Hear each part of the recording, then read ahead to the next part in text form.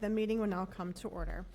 Hello, I am Tyra Battaglia, President of the Board of Education. I would like to welcome you to the September 10th, 2025 board meeting.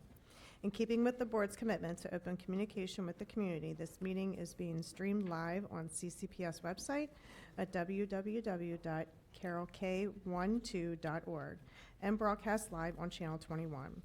We are also recording this meeting so that it can be accessed on demand on our website and broadcast throughout the month on Channel 21. Public participation will be held at approximately 5:15 p.m. following the report section on the board's meeting agenda. Speakers will be directed into the boardroom from the building lobby and are allotted 3 minutes to address the board. As a reminder, please silence all cell phones and other devices. Board members, please turn off your microphones when you are not speaking. Please stand for the Pledge of Allegiance, followed by a moment of silence.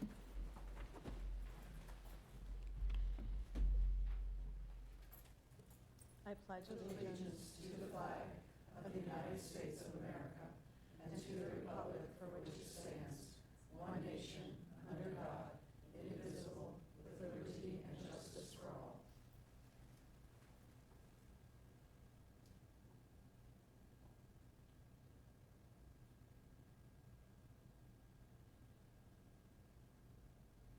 Please be seated.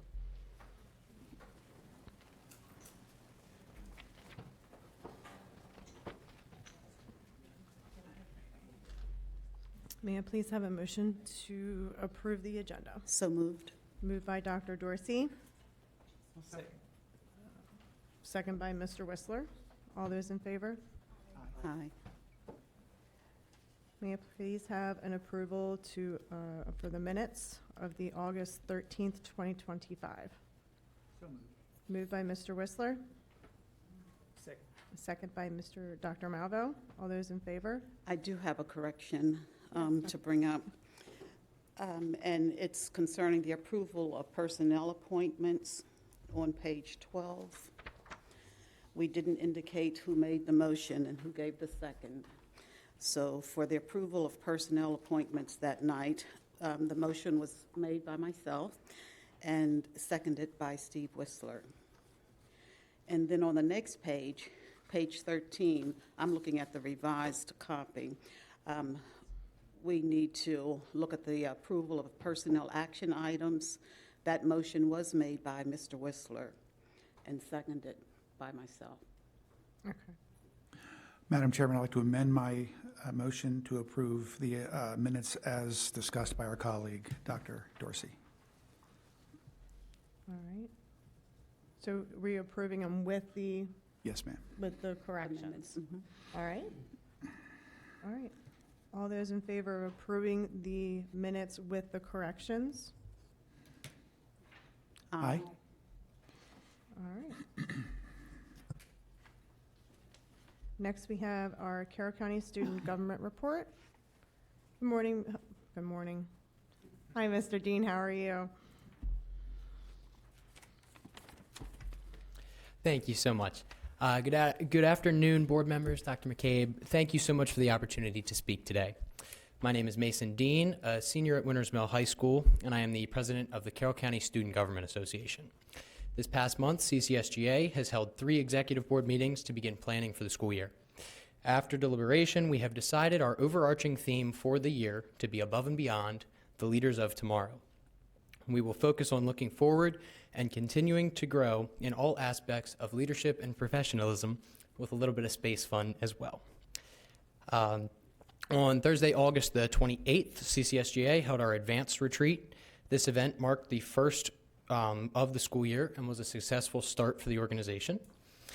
The morning began with the theme introduction, goal sharing from the board, and a workshop certification period where delegates were able to see the process of creating and presenting a workshop. After a lunch period, the group completed team building activities from Mr. Melhorn, helping to build bonds that will last throughout the school year and beyond.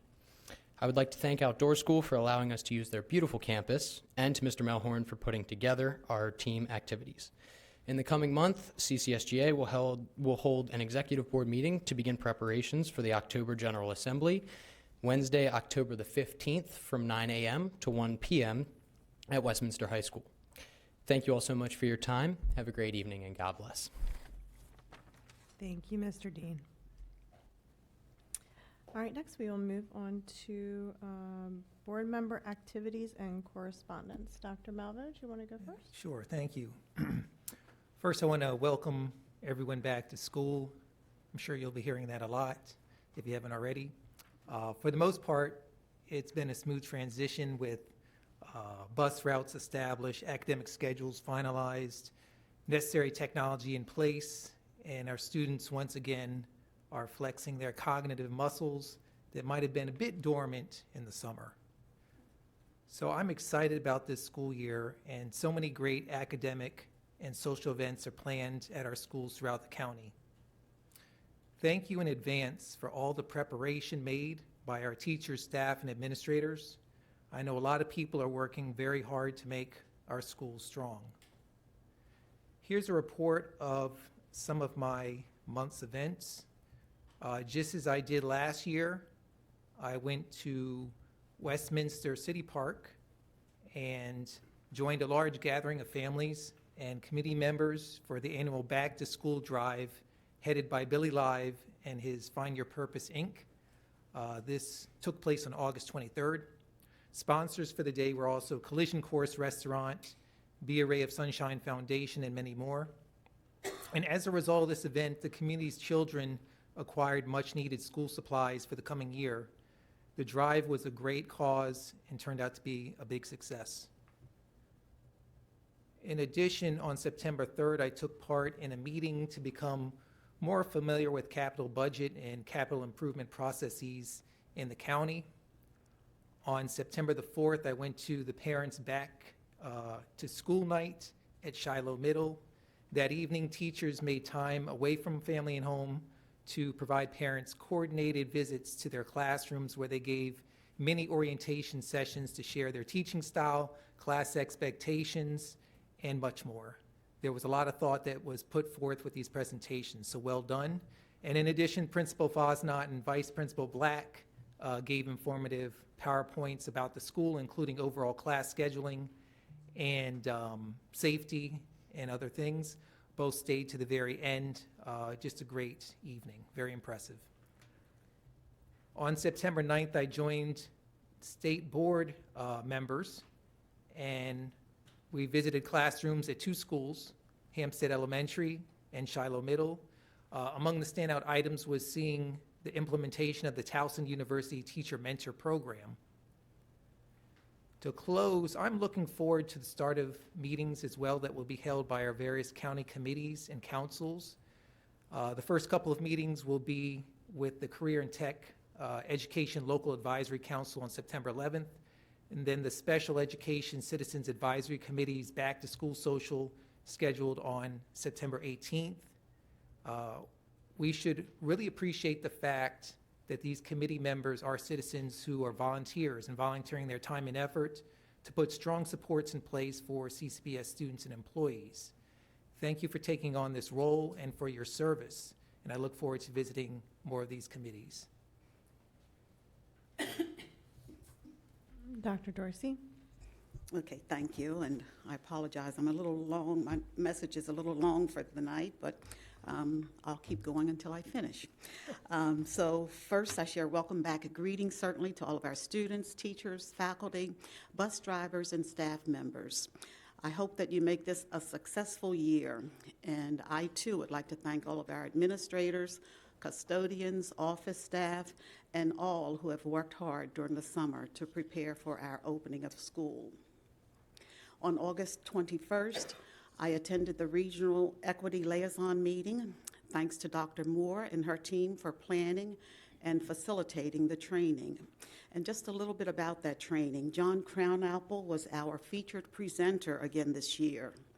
He shared insights from his book, authored with Floyd Cobb and Summer Snyder. The name of the book is Teaching with Dignity: How to Cultivate Classroom Ecosystems Where People Thrive. Theory and practical examples were shared for creating cultures in our schools that prioritize human dignity. Using the analogy of gardening, Mr. Crownapple helped us to shift our thinking by focusing less on eliminating weeds and more on cultivating healthy plants. And I'll insert at this point that two schools we visited yesterday, Shiloh Middle and Hampstead Elementary, both had examples of cultivating cultures respecting the dignity of students. Shiloh had a hallway display where each student in the school had listed ways to make their classmates feel welcomed. Also, staff at Hampstead wore T-shirts with the message, belonging. Every Panther cub, every day. Every paw matters. There was also a bulletin board display on elements of belonging, and those elements included being and feeling loved, present, invited, welcomed, known, supported, accepted, cared for, befriended, and needed. On August 25th, I attended a MABE Equity Committee meeting, and at that meeting, we continued planning for our upcoming session at this year's annual conference. September 2nd, our first day of school, I had the pleasure of visiting 3 schools during their arrival times: Friendship Valley, Robert Moton, and William Winchester. It was wonderful to welcome students on their first day. During these visits, I also had the opportunity to connect with former students, staff members, and bus drivers. The former students that I referred to are now ones who are working as teachers, instructional assistants, and bus drivers, and I'm certainly very proud of each one. And I might just add that one little boy, as he was heading into this one school building, looked at me and asked if I was going to be their new principal. And for a second, I was hoping I was going to be their new principal. On September 9th, I attended the State Board of Education visit that Dr. Malvo mentioned. I joined Superintendent McCabe, Mr. Shockney, Mr. O'Neill, fellow board members Mrs. Battaglia, Mr. Whistler, and Dr. Malvo, as we welcomed State Board of Education members, Dr. Michael, Dr. Kim Lewis, and Executive Director Zachary Hands. Again, we had 2 school visits to observe the Beginning Teacher and Mentor Program in action, as well as models of inclusion at the schools, Shiloh Middle and Hampstead Elementary. We give thanks to Principal Fosnot and her staff, and also to Principal Beck and her assistant principal, Sabery, and their staff for welcoming us into their classrooms. We really appreciate hearing directly from beginning teacher Brooke Hitt and her instructional mentor, Patty Hill, who models instructional delivery and planning, among other tasks. The takeaway is that the mentor program is off to a fine start from both perspectives. And we also thank Ms. Meckler. She was is a kindergarten teacher, but she shared her experience of coming to our system from a neighboring county. And we also thank her instructional assistant, who is working with the kindergarten class for now. And finally, I will just say, we are on the eve of the anniversary of September 11th, 2001. And as we think of September 11, 2001, and those attacks, we know it's also known as 9/11. For Americans who are old enough to recall the day, we certainly remember where we were and what we were doing as the news was breaking concerning the attacks. At that time, I was principal at Friendship Valley Elementary, and I recall hearing the news and trying to make sense of it, and also having parents who were very emotional at the time coming to school to get their children. Everyone just wanted to be able to hug their loved ones and return to their homes. There is a growing number of people who certainly have no personal memory of this day because either they were too young or not yet born. So for those of us who were here, we need to continue telling the story and having folks who weren't present at the time to continue to read up on it, and we must continue to share those horrific events. And again, we shouldn't end there at the horrific events. but certainly we have to share how our nation came together, how we united to move forward. So hopefully on tomorrow, we can take some time to just remember the events of the day, all of the victims of the day, and just pause a bit to be grateful for our country and how we came together then and how we need to continue coming together.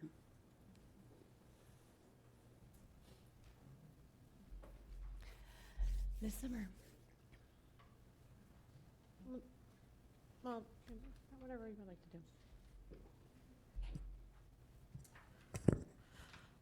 Thank you, Dr. Dorsey.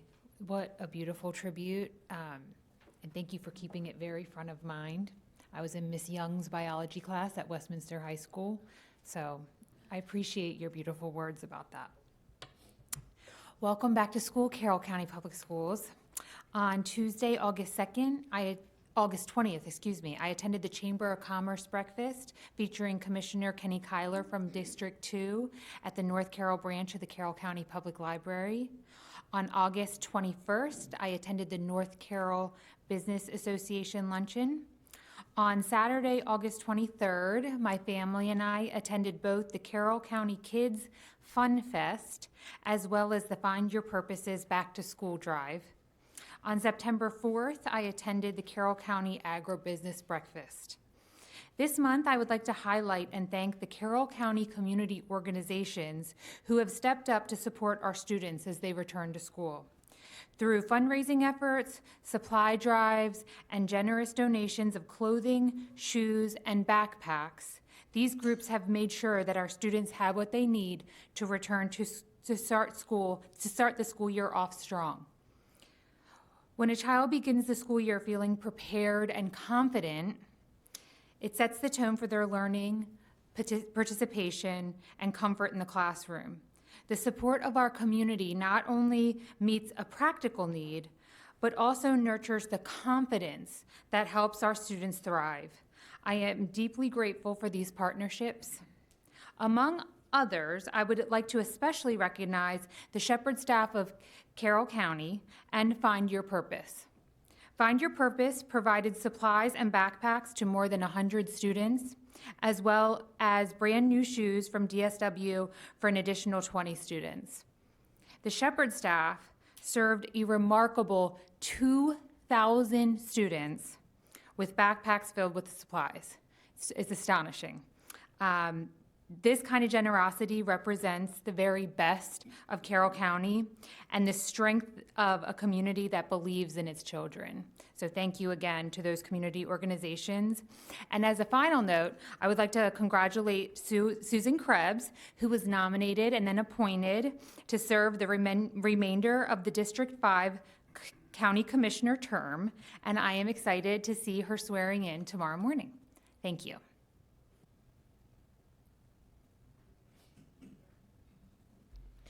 And we'll go ahead and let our student rep give her report.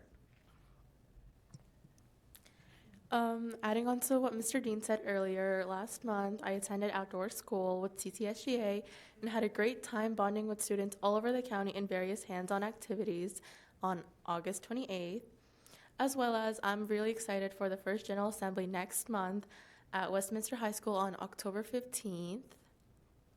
And just to keep it short and simple, I just want to say I wish all of our seniors good luck in their last year of high school, especially with stressful college applications, and hope everyone has had a great start to the school year. Thank you. Mr. Whistler. Thank you, Madam President. First of all, welcome back, everybody. My kids and my wife bought me a very special tie to sport today. Me being a former math teacher, go math. I got my e to the MC squared and quadratic formula on my tie. So let me just say I'm so glad. I'm also glad to see the results for MCAT for math, too. It's looking good. But welcome back, everybody. On August 28th, I attended our son's Meet the Teacher Night at Liberty High School. The facility looked fantastic, and the staff very energized. I heard so many comments from parents. They're excited for the school year.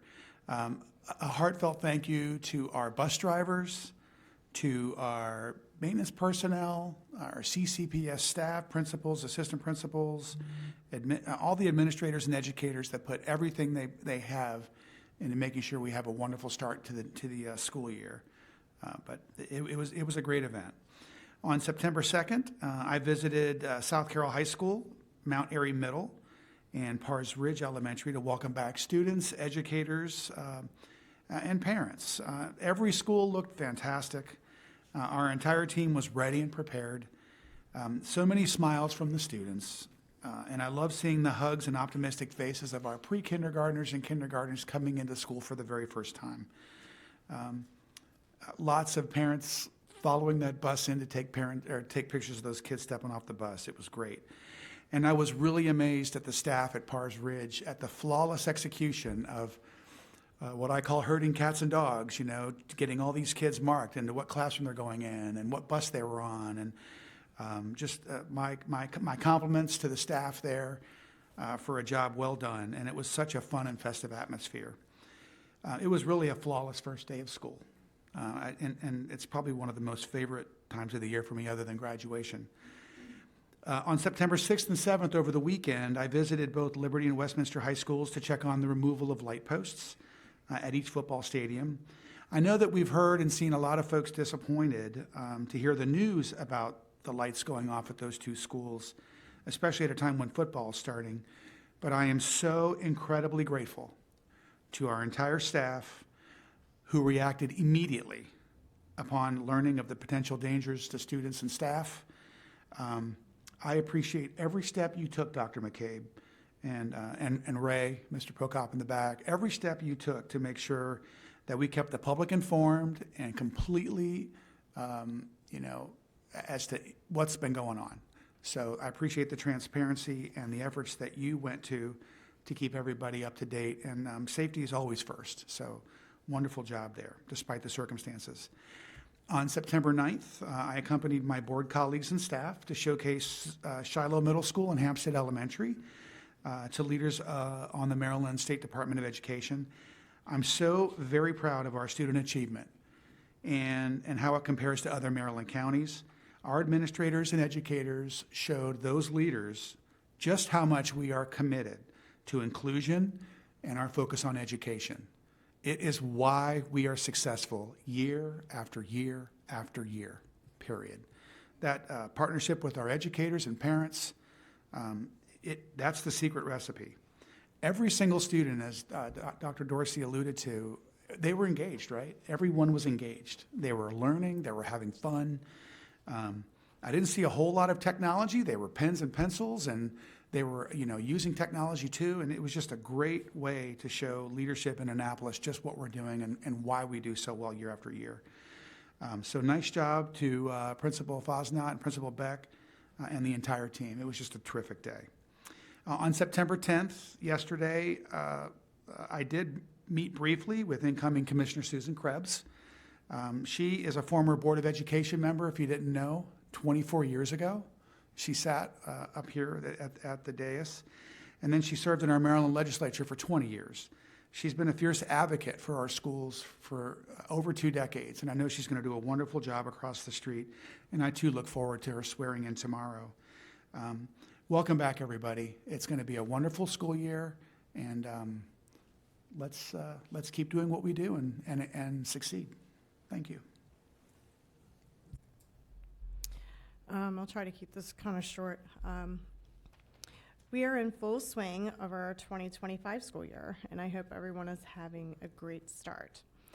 I attended the new teacher orientation that was held at Winters Mill and a few of the back-to-school orientations to prepare our students for returning. Yesterday, I was happy to participate with a tour as Dr. Dorsey, Dr. Malvo, and Mr. Whistler have reported at Hampstead Elementary and Shiloh with 2 State Board of Education members. And those schools, they highlighted all the wonderful things that our schools throughout Carroll County offer and do. So I do want to thank them for coming to Carroll County and for the staff for showing us around as well. Coming up, I have a few board-appointed committee meetings coming up. And I'm looking forward to that starting out with the new year. Today is known as World Suicide Prevention Day. And I just want to remind people that you are enough. The world is a better place with you in it. No matter the struggle, it will get better.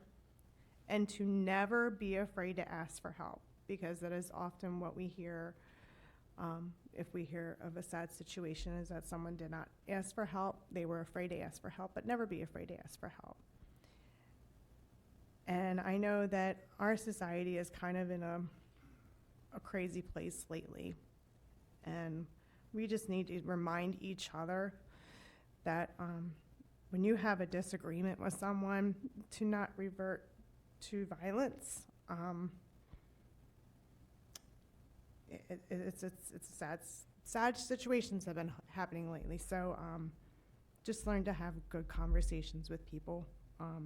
You can agree to disagree, but I think it's a reminder for all of us, especially lately. And with tomorrow being 9/11, I will be in the morning going over to the Emergency Training Center, where Carroll County is lucky enough to have a beam that was recovered from Ground Zero. We have a beautiful memorial over there at the Emergency Training Center, and I typically go on 9/11 and lay flowers. So I will be going over there to pay my respects for the day, but I do ask that we all take pause and remember that day that changed this country's world upside down. So we just need to just take pause, and I just hope everyone kind of remembers the purpose of life.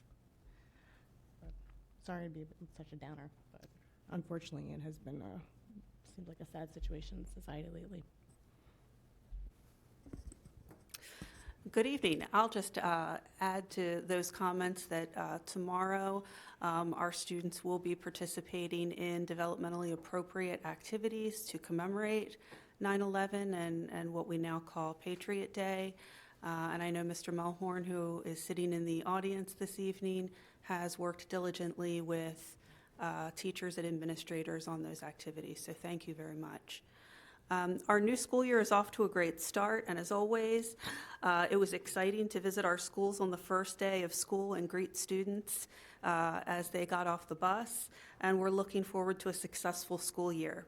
Last Thursday, it was my pleasure to accompany Dr. Carrie Wright, State Superintendent of Schools, as she visited Cranberry Station Elementary School, and as well as the members of the State Board of Education who visited Hampstead and Shiloh Middle School yesterday.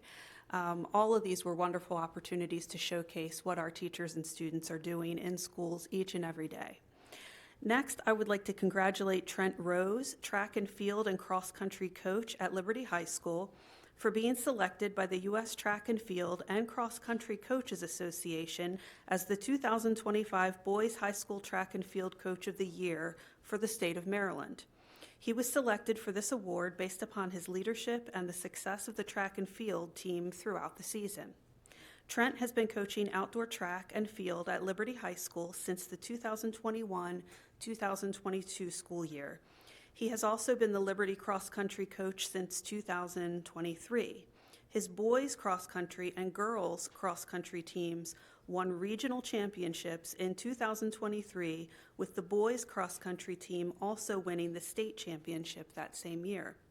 The boys indoor track and field team won the regional championship in the 23-24 school year, and the boys outdoor track and field team won the regional and state championships in 2025. So congratulations to Trent Rose. Finally, I am happy to report that all of our fall athletic programs have begun. Our dedicated and hardworking student athletes, coaches, and ADs began prepping for fall sports weeks prior to the beginning of school, and the season is now underway. Best wishes to all of our teams for a fun and successful fall season. And with a new year of athletics, we will be continuing with the Superintendent's Cup to recognize the top high school athletic program for each of the 3 sports seasons. An overall winner for the year will be selected from the total scores of the 3 seasons. Selection for the award is based on scholarship, sportsmanship, service, and athletic success, which gives us an opportunity to promote character development, service to the community, and academic success, as well as victories on the scoreboard. Finally, I'd also like to comment on the situation regarding the stadia lighting at Westminster High School and Liberty High School. However, when we get to the award of bids on this agenda, we have procurement of the inspection that led to the outcome that we have currently. So I think that it's an appropriate place to stop there on that place on the agenda and discuss it fully at that time.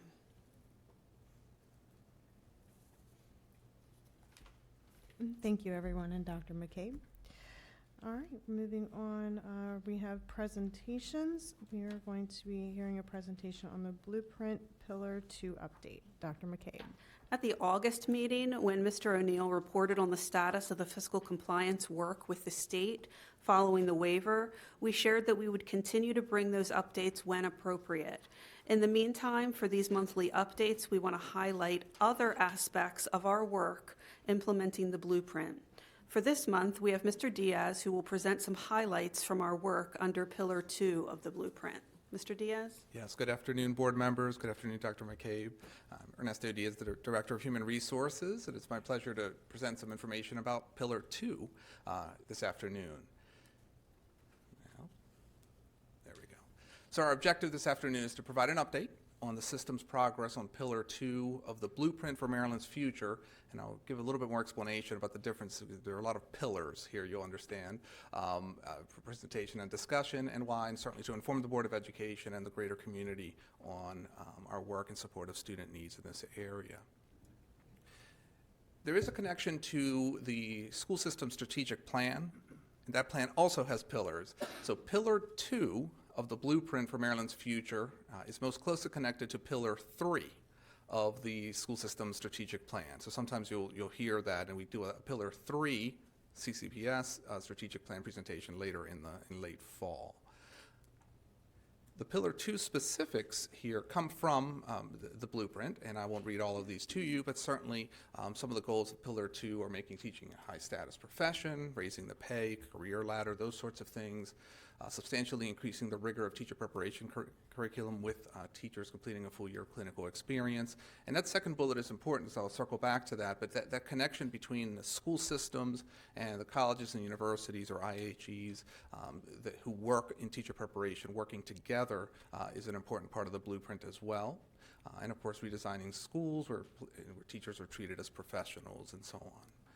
Some additional specifics, development of the career ladder and leadership development for teachers, but most importantly, and the focus of this brief presentation, is not only improving recruitment, but improving the professional development efforts, or professional learning, sometimes you'll hear that phrase as well, for our teachers, and in particular, our teachers who are just coming into the profession or have been here less than 5 years, and supporting them.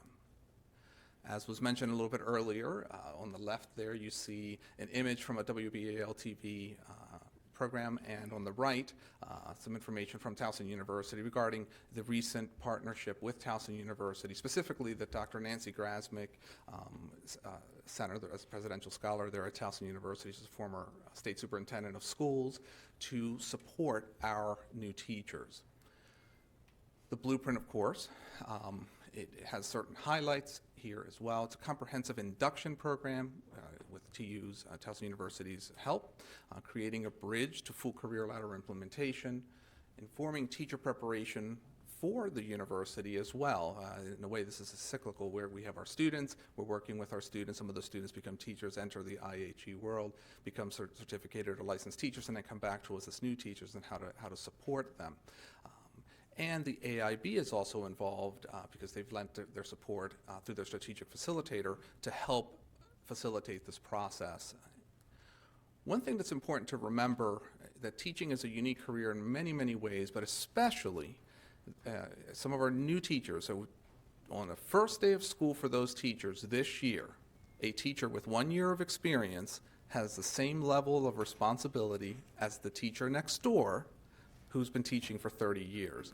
However, they're both in separate rooms. So unlike most other professions where perhaps induction just happens naturally through the course of working in an office environment or on a work site, teaching is very, very unique in that first-year teacher can't just stop and leave those students and go ask or have a 15-minute discussion with the colleague next door because you have to be with the students. So it's a little bit tricky.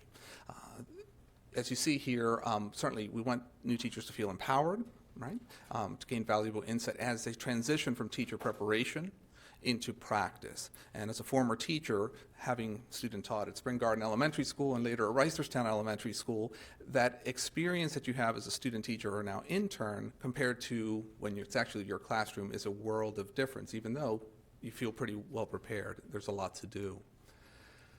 Some of this is small print, so I apologize for that, but this provides an overview of the partnership. So for new teachers, there'll be personalized mentoring and coaching from experienced educators who can work with those teachers.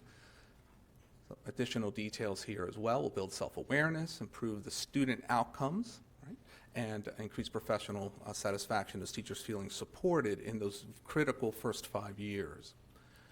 Part of that process includes a coaching model, where in year 1, it's focused on establishing foundations, year 2, refining their practice, and year 3, approaching mastery and leadership. And the coaching model on the right is very important. The partnership begins with building trust and rapport with that mentor, and the teacher needing to know that that mentor is not their supervisor. This person is their coach, right, and trying to get the best out of them, asking really good questions, reviewing actions. So the coaching cycle will include an identification portion where they set a clear performance goal. Then they begin focusing on learning and exploring, selecting strategies to meet that goal, applying that new strategy and adjusting and continuing that process with that coach. And of course, they're still going to be observed and evaluated by their school-based administrators and curriculum supervisors who are seated here to my right and your left to help support them through the process. But this is very, very helpful and is a big step in the right direction for us. Any questions about the new program? If you have your cards, anyone got questions or comments, use your cards on, right, Doctor? I just want to offer a comment. First of all, I really appreciate everyone's investment of resources into ensuring that our teachers get solid professional development, especially our newer teachers. I hope the public realizes that Blueprint's not about just putting dollars into teachers' paychecks to get them to where they should be, but it's also about increasing their professional development, their ability to educate our children, and their ability to do things like co-planning. This investment with Towson University really takes the load off of our administrators, our principals and assistant principals, and our supervisors at staff. And so I really appreciate this investment, and I think we're going to see huge dividends later. And for those administrators who are like, what about me?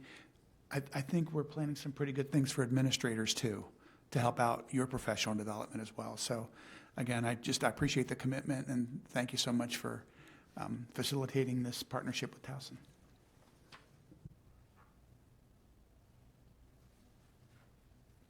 Okay, thank you very much.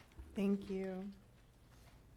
All right, next we have our MCAP data. Dr. McCabe. This is a recap of our 2025 MCAP data. Annually, once MSDE releases student achievement data, and we have had a chance to complete an initial analysis, we provide a presentation to the board. Mr. Shockney has a team of staff here to review the data, discuss next steps, and respond to the board's questions. I'll ask him to introduce the team and get started. Good evening, board members. I pardon for being back here while the team's right in front of me, but we have a great group of folks here today, many of which you have seen before, but we also have a new face on the team as well.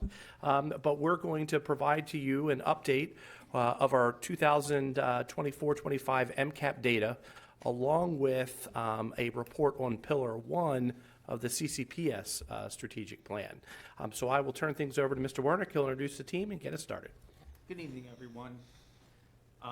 As we begin, Good evening, everyone. Sorry about that. As we begin, I want to do introductions of this amazing team that we have that put together the presentation, but work very hard every day to ensure that our data is accurate and that it is presented to our schools to support student achievement.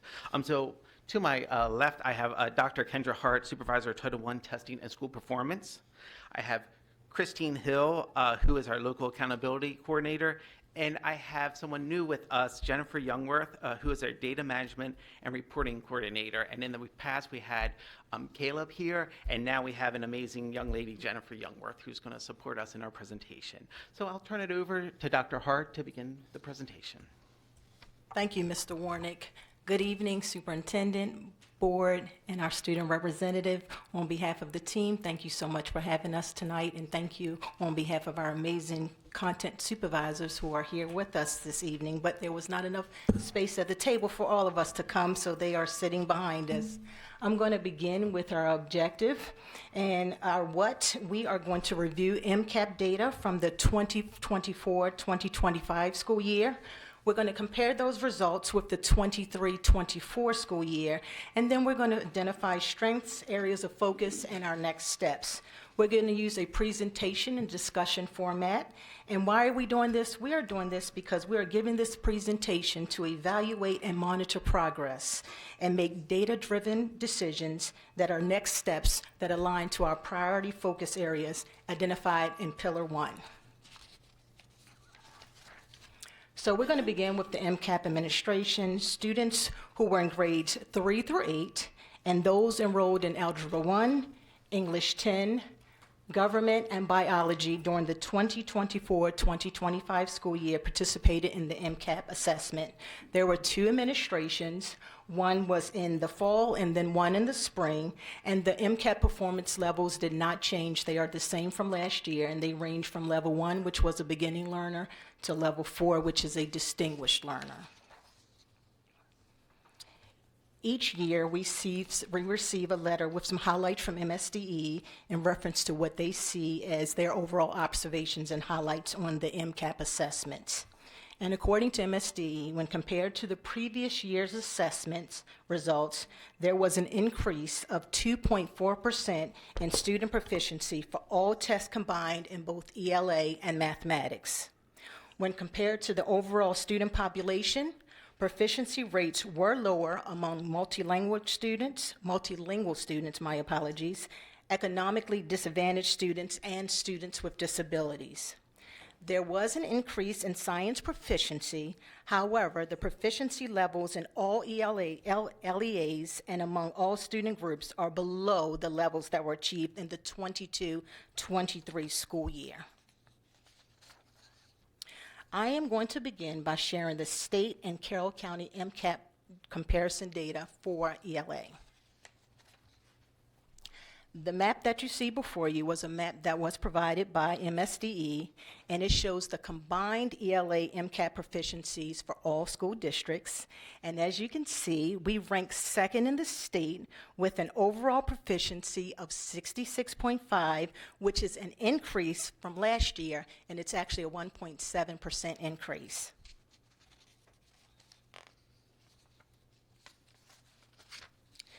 This graph here shows the overall proficiency percentages by grade level, and the chart on the right shows the number of test takers by grade level for Carroll County Public Schools. Across all the slides presented, the green bars are the results from the 23-24 school year. The rust color bars are the results for the 24-25 school year, and the gray bars will represent the state results, and so you'll see that consistent throughout all the slides. The data shows that all grade level proficiency percentages were above the state average. Yes, we're excited about that, with increases between 1 to 5% for ELA 3, 5, 7, and 10, and our greatest increase was in ELA 10.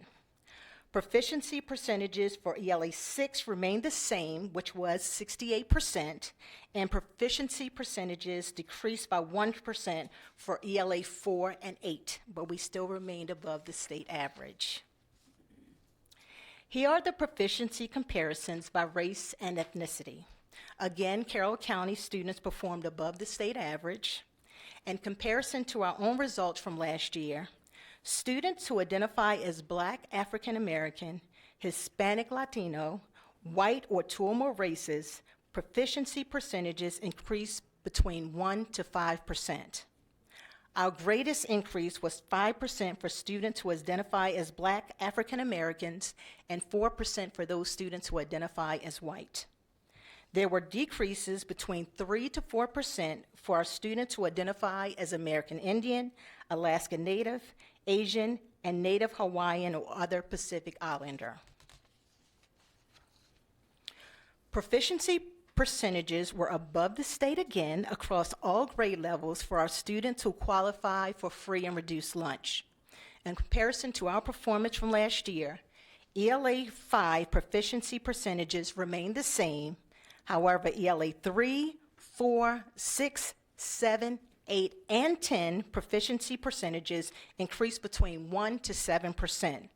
Our highest increase was in ELA 3 with 5%, and ELA 10 increased by 7%. The next chart shows our proficiency percentages for our students with disabilities. Most grades performed above the state average, and in comparison to our results from last year, our greatest increase was 6% in ELA 10. ELA 6, 7, and 8 proficiency percentages remained the same, and ELA 5 increased by 1% in comparison to last year, but they did not perform above the state average. ELA 3 and 4 had slight decreases of 1 and 2%. These are the ELA state rankings and proficiency percentages for student groups. Our ELA 4, 6, 7, and 8 students who qualify for free and reduced meals, and our ELA 2 students who identify as multilingual learners rank second in the state. These charts provide state rankings and proficiency percentages by race and ethnicity. We must use an asterisk whenever we have potentially identifiable information. We align with the state when noting identifiable information, and they identify it as a population with a size of 10 or less students, or proficiency percentages 5% or less. This data shows students who identify as Black African American rank relatively high at first and second amongst all ELA assessments. Students who identify as Hispanic Latino rank second in ELA 7. Also, students who identify as two or more races rank second in ELA 6. So here's a quick summary of our ELA observations overall for Carroll County Public Schools. We are above the state average across all ELA assessments when we combine. We ranked high across the state and increased in our proficiency percentages. More than 70% of the test takers continue to be proficient in ELA 7 and ELA 10. And at the same time, our CCPS leadership, our assessment team, and the content supervisors continue to engage in data discussions, planning, professional learning, and program evaluation because we recognize that proficiency numbers presented represent students, and the numbers not presented represent students. And we want to increase the number of students achieving proficiency as noted in our pillar. Next, Ms. Hill will provide comparison data for MCAP math. All right, good afternoon. Thank you, Dr. Hart. This map was also provided by MSDE, and it highlights the performance of the local education agencies on all mathematics assessments combined for the school year 2024 to 2025. And as you can see, Carroll County does rank third in the state with an overall proficiency of 40.5%, which is up almost 3% from last year. So looking specifically then at our students' overall performance on the math grades 3 through 8 and Algebra 1 assessments, we do see moderate gains of 1 to 5% for math 3 through 8, with our greatest increase in math 7 by 5%. Algebra 1 proficiency did slightly decrease from last school year by 1%. So now looking at our student groups, starting with race and ethnicity, our Asian, Black, African American, Hawaiian, or Pacific Islander groups, as well as our students who identify as 2 or more races, increased in proficiency ranging from 3% to 10% gains. Our Hispanic, Latino, and white student populations maintained proficiency, while we saw a decrease of 4% for our American Indian, Alaskan Native student group. So then looking at our free and reduced meals or farm student group, there were gains in proficiency for Math 4, 6, and 8, ranging from 4% to 7%, with Math 4 having the greatest increase of 7%. Math 3, 5, 7, and Algebra 1 maintained proficiency from school year 2023 to 2024. So looking at our students with disabilities, we should note that when you see the demarcation of less than or equal to 5%, as Dr. Hart had mentioned, that means we cannot provide the data because it would make it easy to identify individual students due to either a population being 10 or less students or 5% of students or less meeting with proficiency. So there was a 1% increase in students scoring proficient in Math 4 and a decrease of 2% in Math 3. However, it should be noted they still scored 7% above the state proficiency average.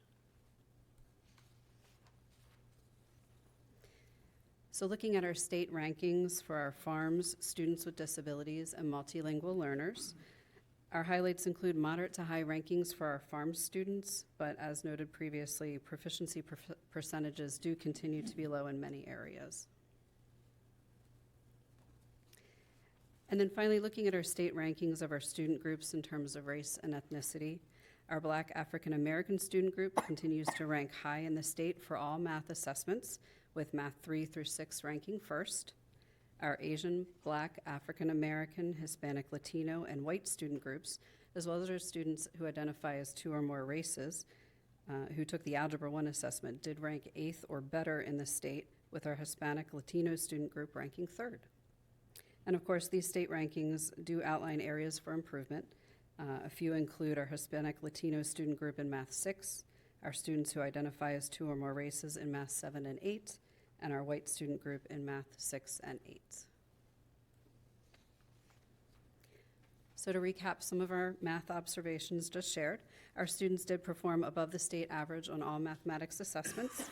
We did see overall increases in Math 3 through 8 and a slight 1% decrease for Algebra 1. And the majority of our student groups did maintain proficiency from the previous school year, or they increased. So now I'll turn the presentation over to Ms. Youngworth, and she will talk about our science data. Thank you, Ms. Hill. So we will go through science grades 5 and 8. This chart represents the combined proficiencies of both science 5 and 8 by LEA. Carroll County ranks 3rd in the state with an overall proficiency of 39.8, which is up over 6% from the prior year. Looking at our overall performance for the science MCAP assessments, Science 5 saw moderate improvements in proficiency of 4%, and Science 8 saw a great improvement of 10%, the latter of which is at a 3-year high. This graph analyzes the proficiency of science MCAP assessments among our race ethnicity groups. We find increases in proficiency among all student groups. Students identifying as Asian had a 3% increase in proficiency. Our students who identify as farms followed the same trend as our overall performance, showing improvement with Science 5, which increased proficiency by 2%, and Science 8, which increased by 7%. While students with disabilities, Science 5 was identifiable, and therefore we cannot show, we would like to highlight the Science 8, which was over the state average and did see an increase from last year. Here are the tables that represent state ranking and proficiency data by students who identify as farms, students with disabilities, and multilingual learner. We'd like to highlight here the high ranking with our farm students, grade 8, ranking 2nd in the state. And then looking at the student group ranking by race and ethnicity, students who identify as Black, African American rank first in the state for Science 5 and second for state Science 8. Some rankings that show areas for improvements include students who identify as 2 or more races, Science 8, and students who identify as white, Science 5. So to recap, we found positive trends across all science assessments. We ranked 3rd in the state, which is up from the prior year, and all student groups showed a positive gains in proficiency ranging from 1% to 13%. I'll now turn the presentation over to Mr. Shockney to share information about Pillar 1. Thank you very much. If you could hit the next slide, please. All right, so board members, this is our 23-26 strategic plan. The first, in Pillar 1, there are 3 core academic areas that we targeted: Grade 3 reading, Algebra 1 in mathematics, and as well as the percentage of students who have met the CCR standard. We'll break this down one at a time. This is the Grade 3 reading. And I apologize, it's a little difficult to read, but established in 2023, we had a baseline, and we set a target of 5% each year over the baseline as our target. And we looked at 4 specific student groups: the all student group, students experiencing economic disadvantage, multilingual learners, and then students receiving special education services. You will see that although we made progress in the all student group, achieving a proficiency rating of 65%, up 4% from the previous year, we did not meet our target of 70%. So while I'm pleased we are making positive growth, but that is not at the intended target. Same is true for our students experiencing economic disadvantage at Grade 3 in reading. We saw a positive growth of 7% from last year's administration at 48% proficiency, but again, that is short of our target of 55%.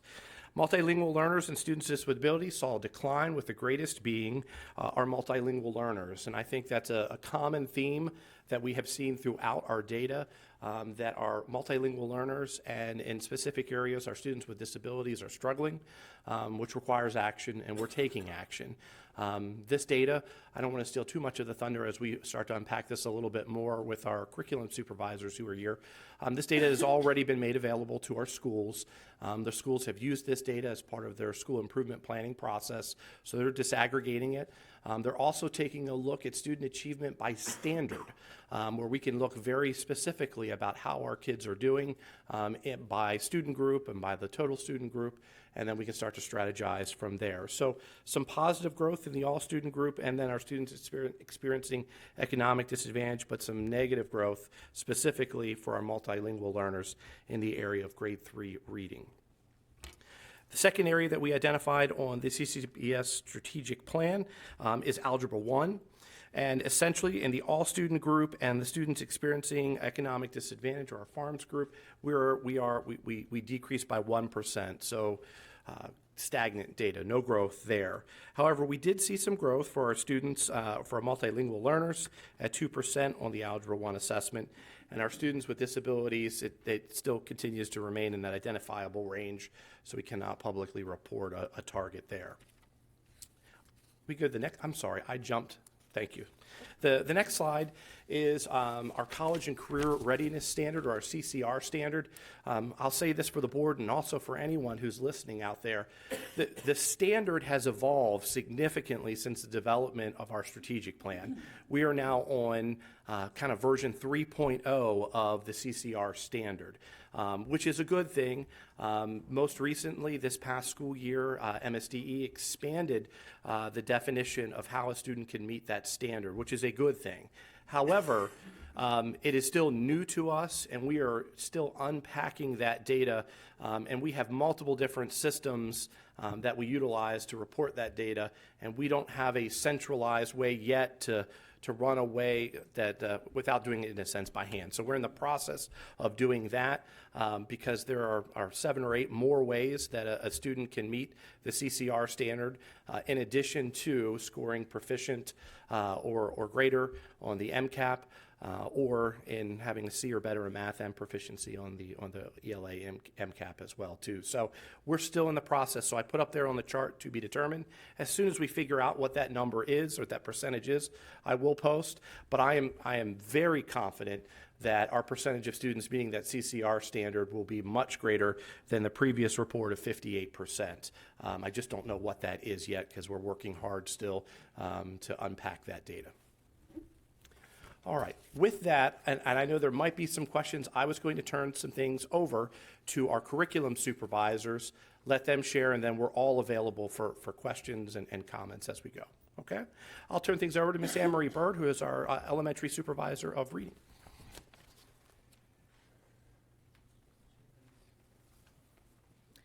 Good evening, board members and Superintendent McCade.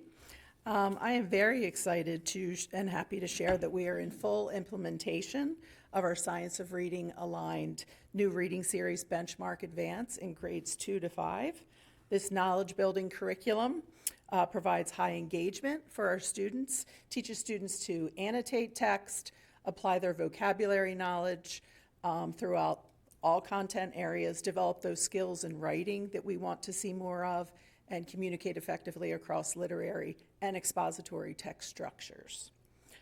Professional learning also continues. We started off this August with our new teachers, bringing our teachers back on August 27th. We will continue providing professional development to our classroom teachers, our special education teachers, multilingual learner teachers, and our advanced academic teachers.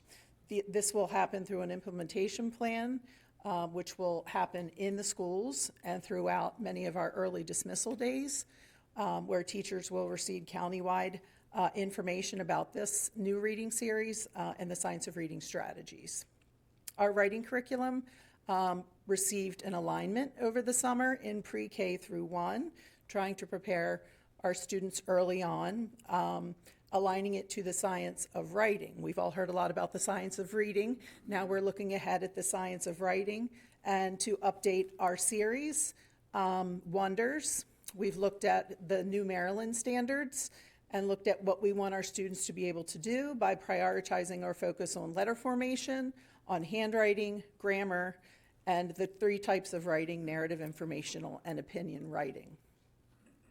Our ELA specialists have analyzed our MCAP data very intensively by standard so that schools can provide the support to the teachers to address the grade level gaps, with our priority focus on instruction of the 3 types of writing and teaching students how to make meaningful decisions and using informational text across all content areas. And finally, we are continuing to promote high quality Science of Reading literacy training through our partnership with MSDE with the AIMS Literacy Leadership course. I believe you may have recall that I mentioned this last year, as well as the SUNY New York course. And we currently have 700 teachers who have completed this course and 44 administrators and supervisors who have also completed the literacy course. Now I'd like to turn it over to my secondary colleague, Mr. Weinhold.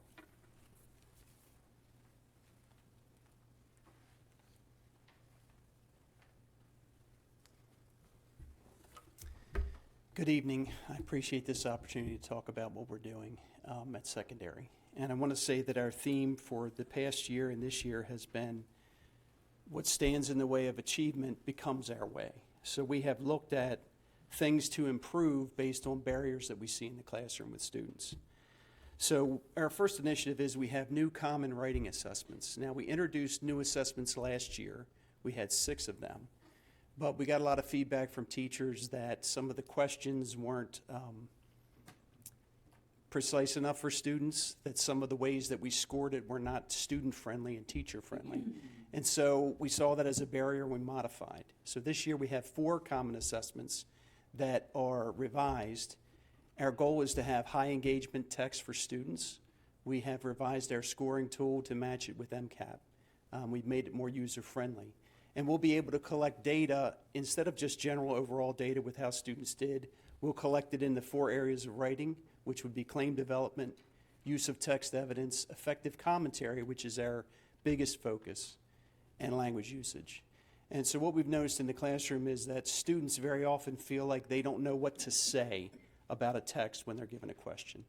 And so we've been working on developing strategies that unlock that commentary and get them to say what's on their mind and really explore what's in the text and make those connections. And we know that that's what will cause them to be successful in writing and definitely on MCAP. Our second strategy is that we're going to continue using No Red Ink, and that is a writing program that gives students feedback on their writing fluency, their grammar usage, their writing mechanics, and it provides targeted practice to help them improve.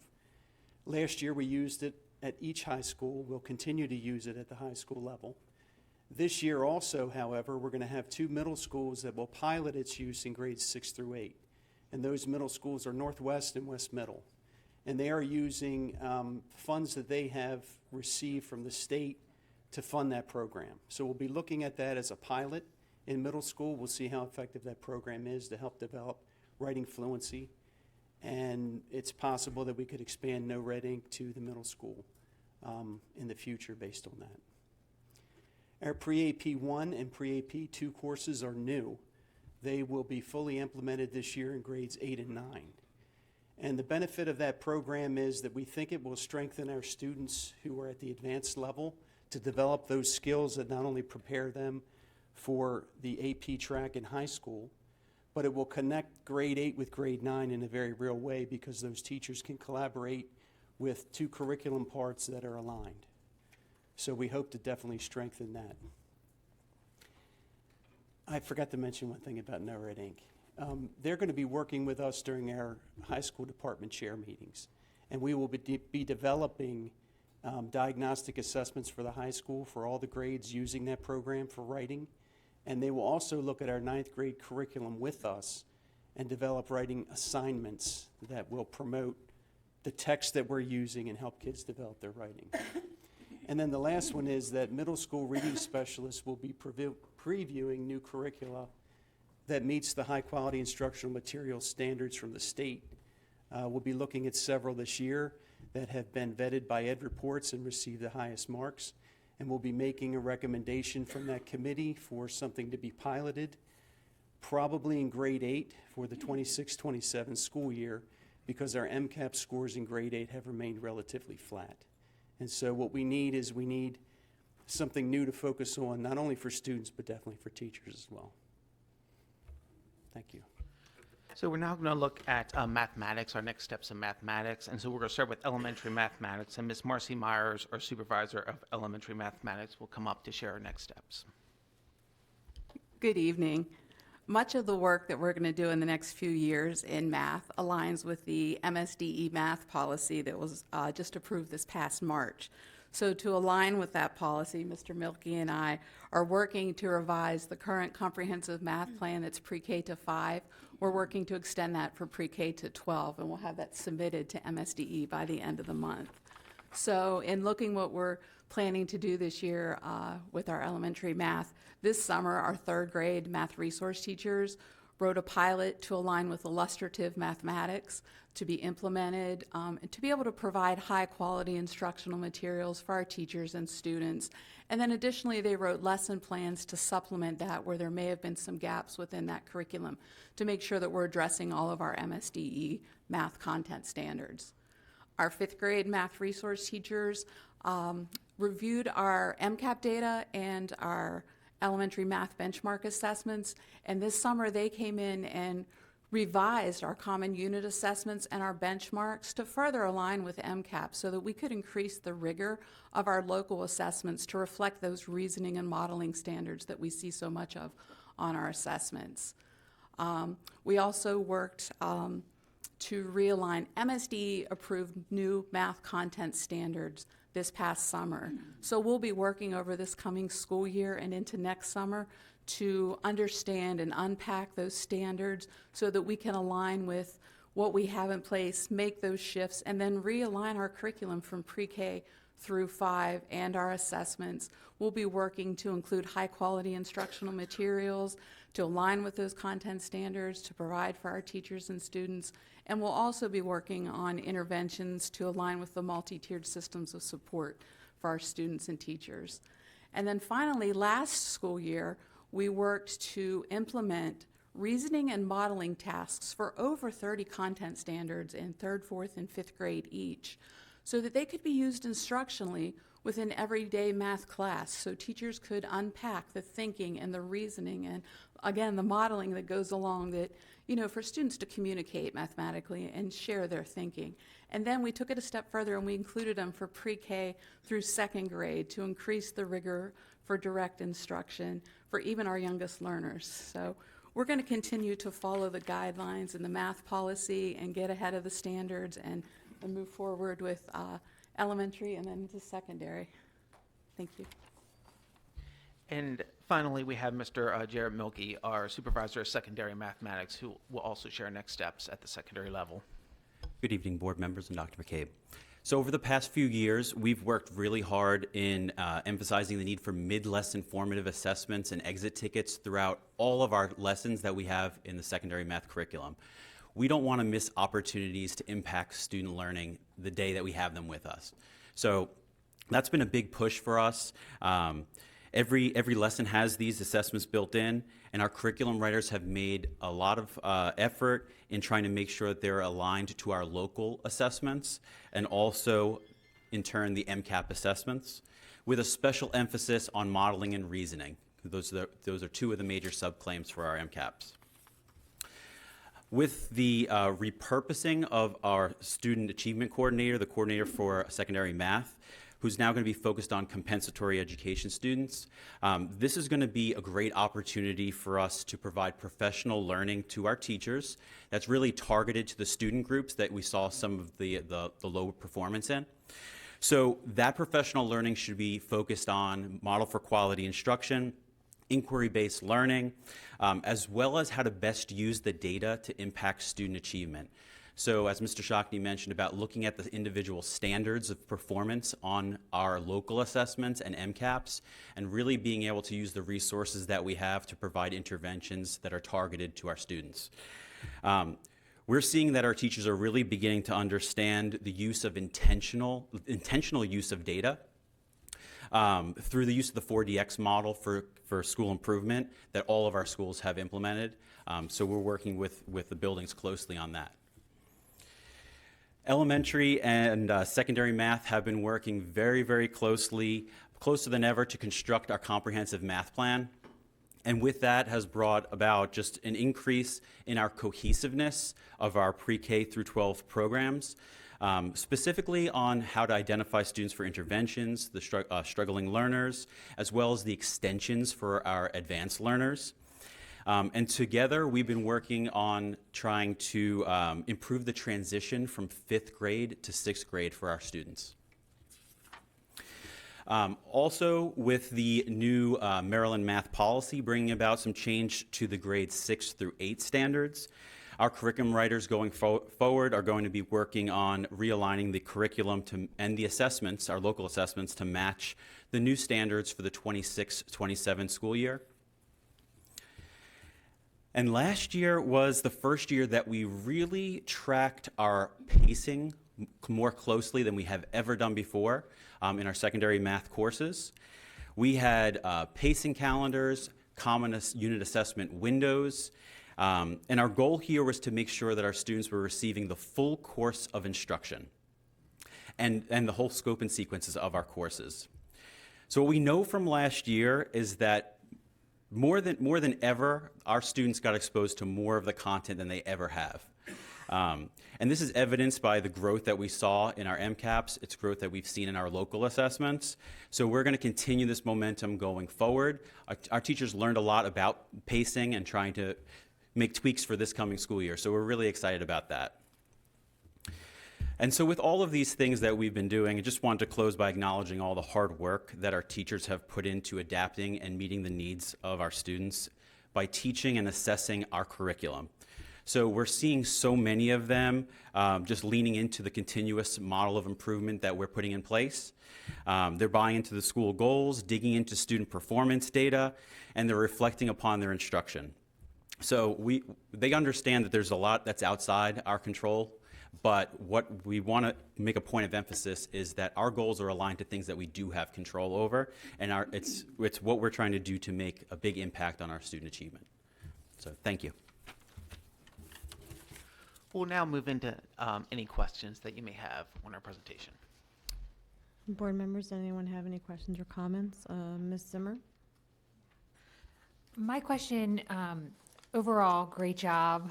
I'm so glad to see that all of our scores are up, but specifically with the science, that it had the greatest jump, and I'm wondering if we can pinpoint what we did differently or how we were able to achieve that jump.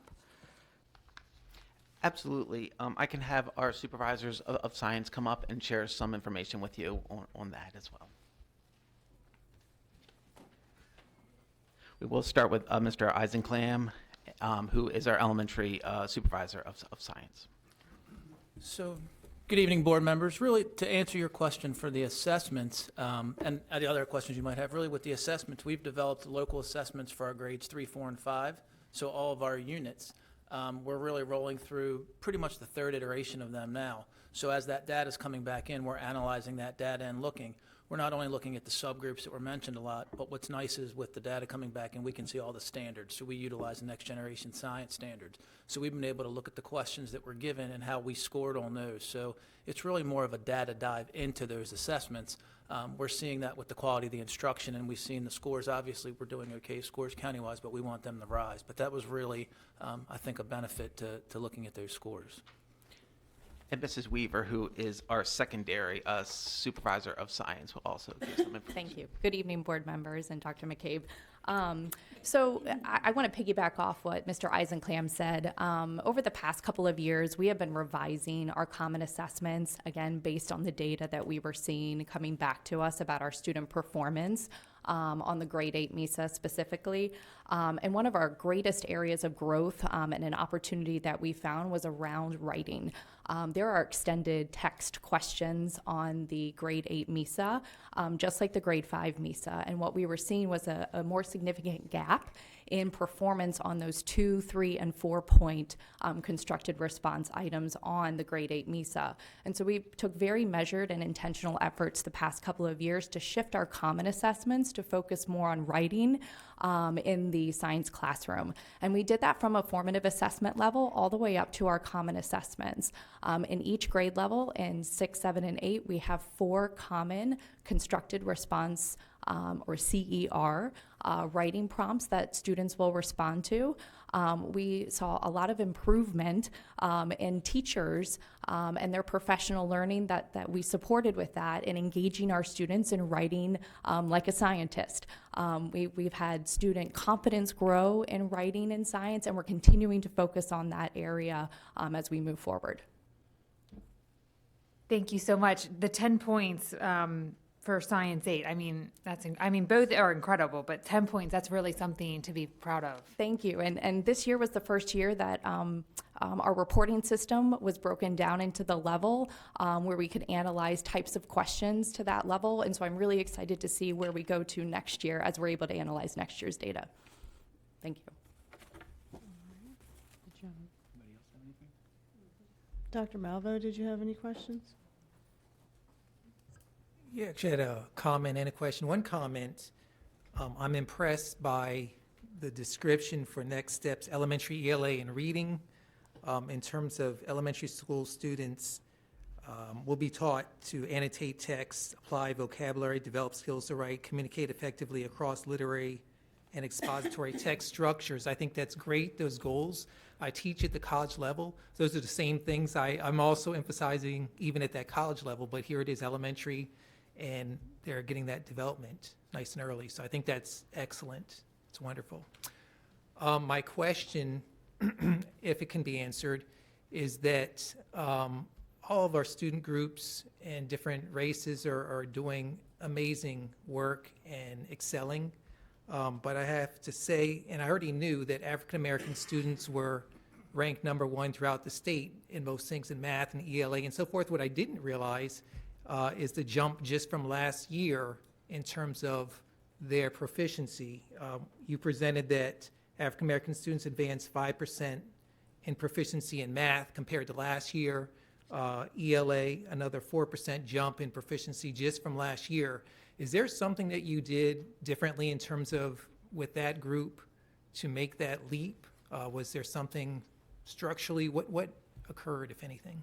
Over the last couple of years, we've been really looking at student data individually and really supporting those students who may be struggling, who may need that extra support. So not to say that we've done something different with one student group, but overall we've done a lot to really support all of our student groups or any of our students who have been struggling. And so what we're trying to do is really identify students who are struggling at the indicator level or the standard level, and then provide them with the interventions and supports. At the secondary math level, we've done a new program called IXL that has really supported our students where they can work on it either in school or at home to support any of the skills that they may need reinforcing. And I think that has helped a lot of our students because it doesn't end in the classroom. They actually can take that home, use it on really any device that they choose to learn additional math skills. All right, thank you. Dr. Dorsey? You all have just shared a wealth of information, and thank you so very much. I'm not sure how deep we can go in understanding all that you have shared with us. I had a couple of observations and a question too, I guess, but I'll start with the secondary mathematics. And again, I just know how important that pacing is, because I think sometimes as teachers, we just want to keep going at a skill until they get it, and it might not be something that they get in any near future. So we do have to move on. And, I can appreciate having these pacing calendars. And I know there are ways that you can still backtrack and get the kids caught up on some of the skills that they were having problems with. So again, I wanted to highlight that pacing calendar part, and I do appreciate the importance of that. And I really like hearing that whole range. We're beginning to look from PK through 12. I think that's just very important as well, just seeing that whole alignment. And whether we're starting from the top to back map and see, all the skills that we're putting in place or reversing it and going the other way, it's just very important that we do that. And as you mentioned, the exit tickets, I thought from our visits on yesterday, we did see some exit tickets in place for one of the math classes. And let's see, I think that's all I had to say concerning the secondary math. So just thanks for what we're doing from elementary. I'll make sure that I include our elementary folks from elementary through 12 with all of that. As far as secondary ELA in English for Mr. Weinhold, I just had one question as you were talking about no red ink. Is no red ink, is that like a computer type program, or is it just a program that we develop without use of technology? I mean, it's technology based. It's a web-based tool, and what it does is it leverages AI to give feedback on what students need to add to their writing. So it doesn't provide them with any details, information, or things that would assist their writing. But it gives them very quick feedback about what's missing and what needs to be strengthened and what's going well. And the bane of the high school English teacher is, or the middle school English teacher, with so many papers to grade, it takes time. So even if you grade them all quickly, they get them back a week later, and for our students, that's an eternity. They're just not as motivated anymore when they see the feedback. This gives them feedback. It can be at times instantly. And we also see that they'll revise over and over and over to improve and expand what they're saying, which is positive. Because writing is really a fluency like reading, and we need our kids comfortable whenever they face a writing situation so that they have the skills, they have the confidence, they know they've done this before. And so when they're facing 4 days of MCAP for ELA, and they're going to respond to 4 essay questions based on texts that may not have been very interesting, they need to tap into that fluency and know this is something I can do, I've done it. And so that's really what that program helps to address. Okay, so it gives them that immediate feedback. And I know last year at the Curriculum Council, you all presented on the science of writing. And again, as you indicated, we've been hearing about the science of reading, so hearing about the science of writing and how we're implementing that, I think is also crucial. So again, you all, have just provided so much information. I thank you all for the data pieces and then for the follow-ups on what we're going to be implementing to, again, help our students. Very good. I thought you were going to say something about we're not going to have any more red pens available for our teachers because I think teachers will always keep those red yeah. pens. Mr. Whistler. Thank you, Madam President. First of all, just unbelievable rankings compared to other counties. And for those folks that were home watching this and they saw the numbers like first and second and eighth, that's out of 24. So I don't think everyone watching knows that there's 24 jurisdictions, 23 counties in Baltimore City. So even when you see something like eighth, that's eighth out of 24th. That's still pretty good, top third. So again, my hat's off to you. It's really love hearing the fact that there's a focus on writing. Look, I'm 57 years old. I learned by writing. I didn't know how to spell until I wrote it, and it just was with me forever. But there is definitely something about writing that just gives students, boom, I got it. I'd love to see more on cursive writing, though. Just a personal story. Both of my sons recently got their driver's licenses, and they've allowed me to share this. Signatures, right? We have sophomores and juniors going into the MVA not able to sign their name for their driver's licenses. I would love to see us focus on cursive writing. I know there's a lot of standards. I know there's a lot of requirements, but cursive writing, we've got to get back to it. And I just want to interject this, and I hope I'm okay. I know I'm Yes, a little ma'am, out of course. order. Both my boys had cursive handwriting at the elementary level, and their signatures today are not evident that they did have. I'm just glad to know I'm not alone. Yeah, but again, I can tell you there's probably a lot of parents out there listening going, yes, cursive writing. But again, my hat's off to you. Look, we still have a lot of work to do. Look, 1 out of every 3 is still not meeting all the ELA standards. 3 out of 5 still not meeting math or science standards. We get that. But when you compare it to the other jurisdictions out there, wow. And then also, I really want to fold this in because perspective is everything. These scores are despite Carroll County having the lowest per pupil funding in the state. I really want that to resonate with constituents and people watching today. Our commissioners, I think they rank like 8th out of their percentage of giving out of all the 24 jurisdictions. But the state gives us an abysmal share towards our student per pupil funding. And you achieved these results having the lowest per pupil funding in the state. I just want folks to understand the return on that cost and what you were able to do, achieve so much with so little. So my hat's off to you, the staff, the supervisors, the educators, our partnerships with Towson to, help our educators become stronger, better, faster, our parents partnering with our educators. But this is great news, and I know we have, we talked about IXL 2 years ago, right? Remember we were investing in that, and I said, I hope we see huge dividends. We're seeing huge dividends with IXL, with math. So again, just, my compliments. Thank you so much for a job well done. And I will just add that, like board members stated, our rankings are very impressive. And I also just want folks watching at home or others who watch this presentation to really key into what our supervisors said and the information they provided up at the podium, because when we get data back, the most important part of that is analyzing it and then determining what our next steps are going to be in order to make sure that our students move forward in the areas that they need to move forward in. And that's what you heard in what our supervisors shared. So yes, we're very proud of the work that we're doing, and we're very dug in that we will continue to improve, and our students will continue to benefit from excellent instruction. So thank you. Thank you, everyone.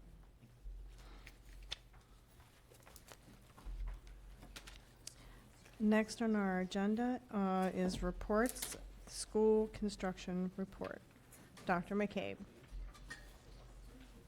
All right, we have our monthly construction report, which provides the status of our school construction reports that are, or our school construction projects that are underway or in design. And Mr. Prokop is here for any questions or discussion.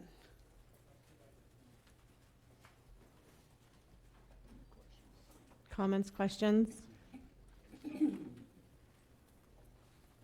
All right, moving on. Next, we have our report on curriculum guide proposed revisions for 2025-2026. As a part of the annual process of updating our curricula, we report on changes planned for the coming school year.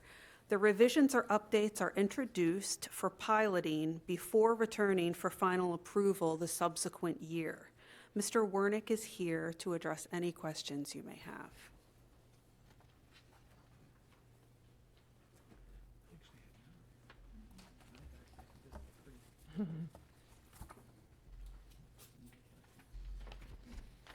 Comments, questions, board members? Thank you.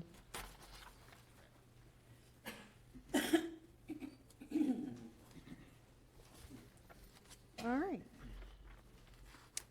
Next we have on the agenda is public participation. Mr. Whistler. Thank you, Madam President. To have an orderly presentation of comments by the public, the following guidelines apply. Speakers with a connection to CCPS will be allowed to address the board for the allotted 3 minutes. Only those speakers that have registered online and have been notified by the Communications Department will be permitted to speak. Priority will be given to those citizens that are addressing the board about an item on the current agenda. Citizens not appearing in person for public comment can write to the board through email or the U.S. mail. Public participation is not intended to be a question-answer session. However, if citizens do have specific questions, the superintendent will assign a staff member to make contact during the board meeting to arrange a time to respond to your questions. The superintendent and board reserve the right to correct misinformation presented as factual after the conclusion of the public participation period. Statements to the board should relate to a recent agenda item, an agenda item that is expected to appear in the future, or a matter of general policy over which the board has authority. Personnel matters, pending appeals, the actions or statements of individual staff, or items related to employee negotiations are not appropriate topics and may not be discussed. The board has scheduled time on the agenda for public participation at approximately 5:15 p.m. The board reserves the right to limit the number of speakers on a particular topic so that all topics may be addressed. Additionally, the board retains the discretion to allow additional speakers as it deems appropriate. The board is allowing no more than an hour for public participation. Comments are limited to 3 minutes or less. All comments should be directed to the board members at the dais. Citizens may only address the board with their individual comments. Citizens may not stand in for another person or group and read their comments. When the allotted time expires, the speaker is permitted to complete a sentence. Citizens may leave any handouts for the board members on the table at the back of the boardroom. Please do not approach the dais. Additionally, the public may not display signs or posters during the board meeting. In lieu of signs, or if you are unable to complete your remarks in the allotted time, individuals are encouraged to submit remarks to the board in writing. Those seated in the audience are asked to be respectful of the speaker and refrain from commenting to the speaker or to board members. Tonight, we have 3 citizens for public participation. The first is Mr. Josh Wilhide.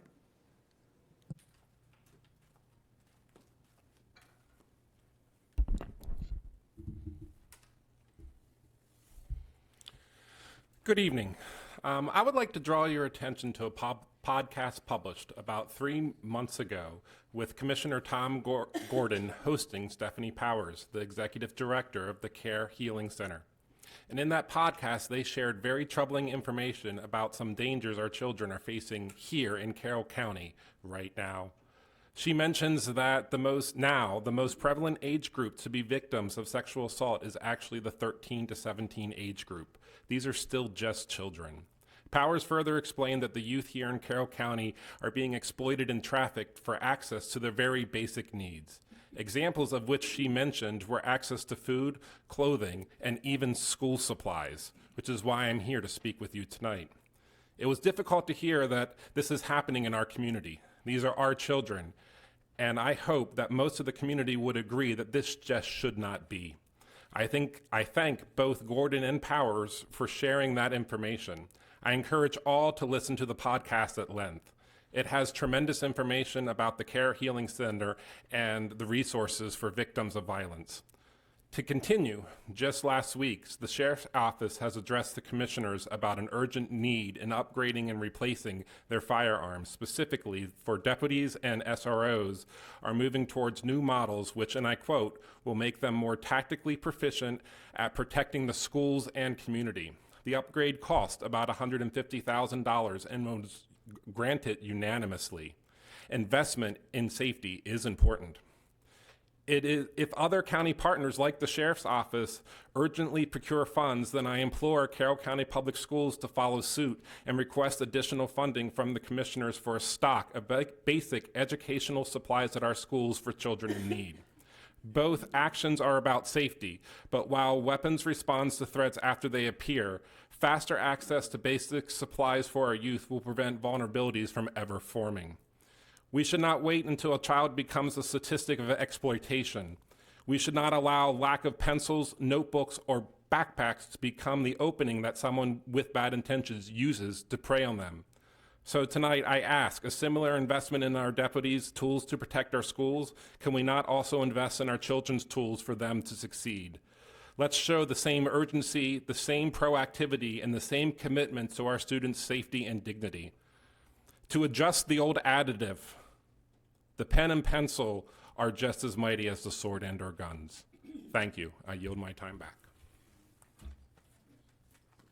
Thank you, Mr. Wilhide. Next speaker is Mr. Gary Foote.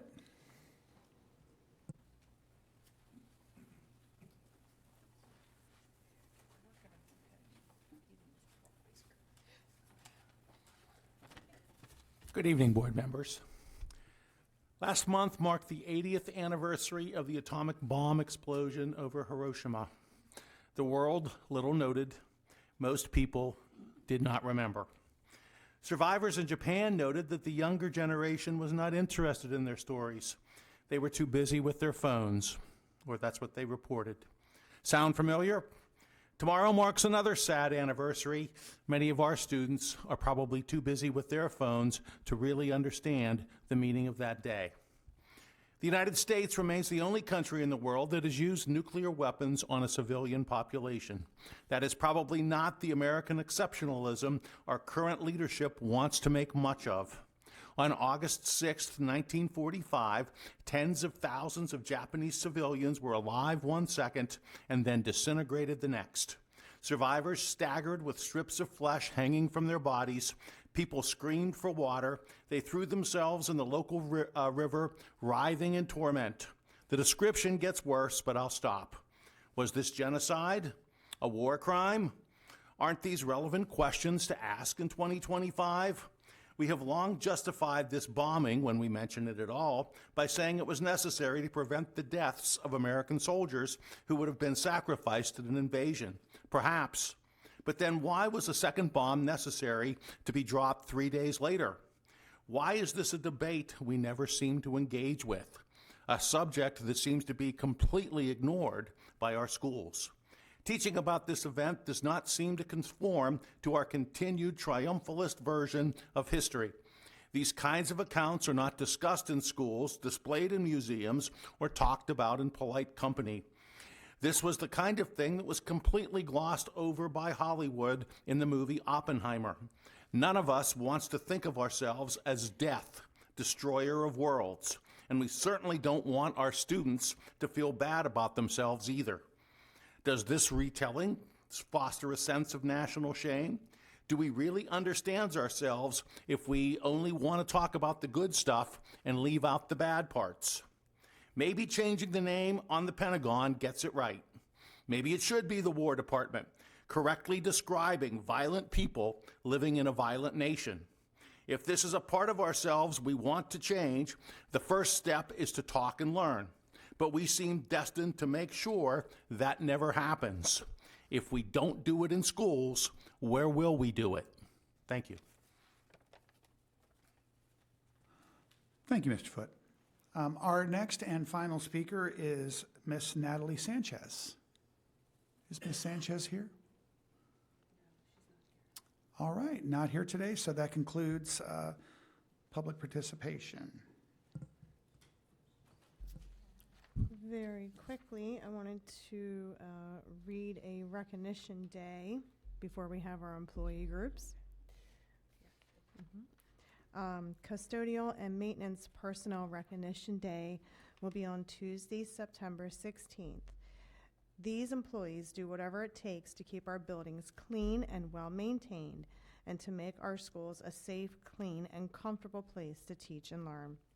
Their work is vital, and we would not be able to operate our schools safely and effectively and efficiently without them. On behalf of the board, I would like to thank all the employees in our facility maintenance and operations department for all the hard work and dedication to our schools. And after that, I would like to welcome our employee groups to the podium.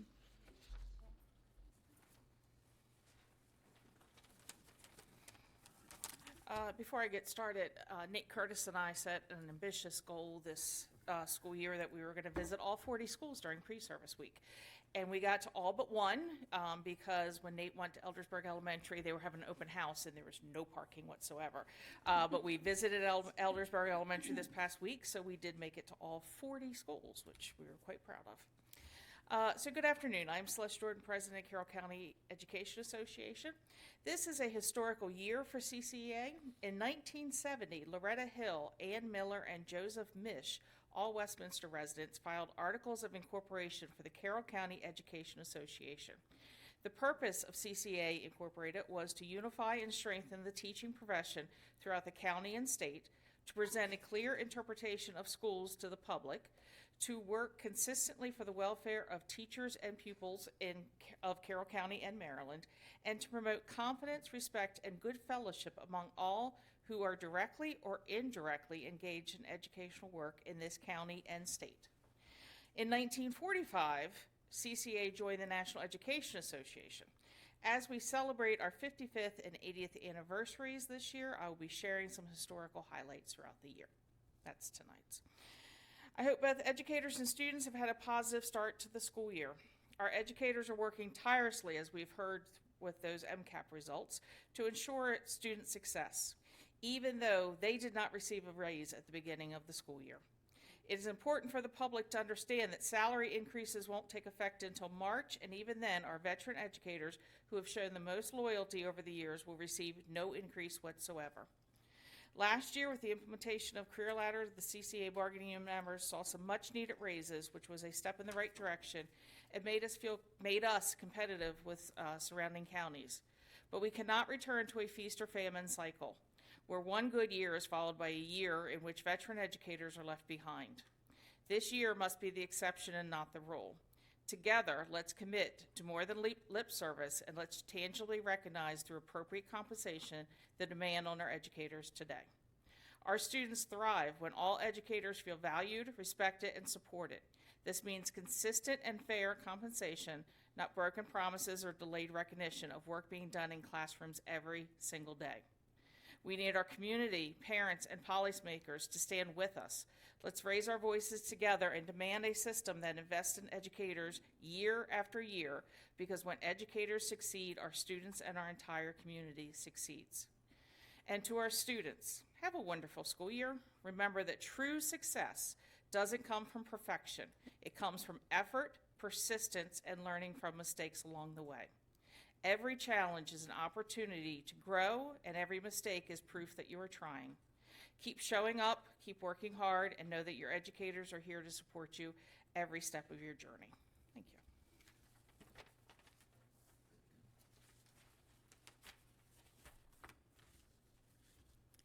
Good evening, Superintendent McCabe and members of the Board of Education.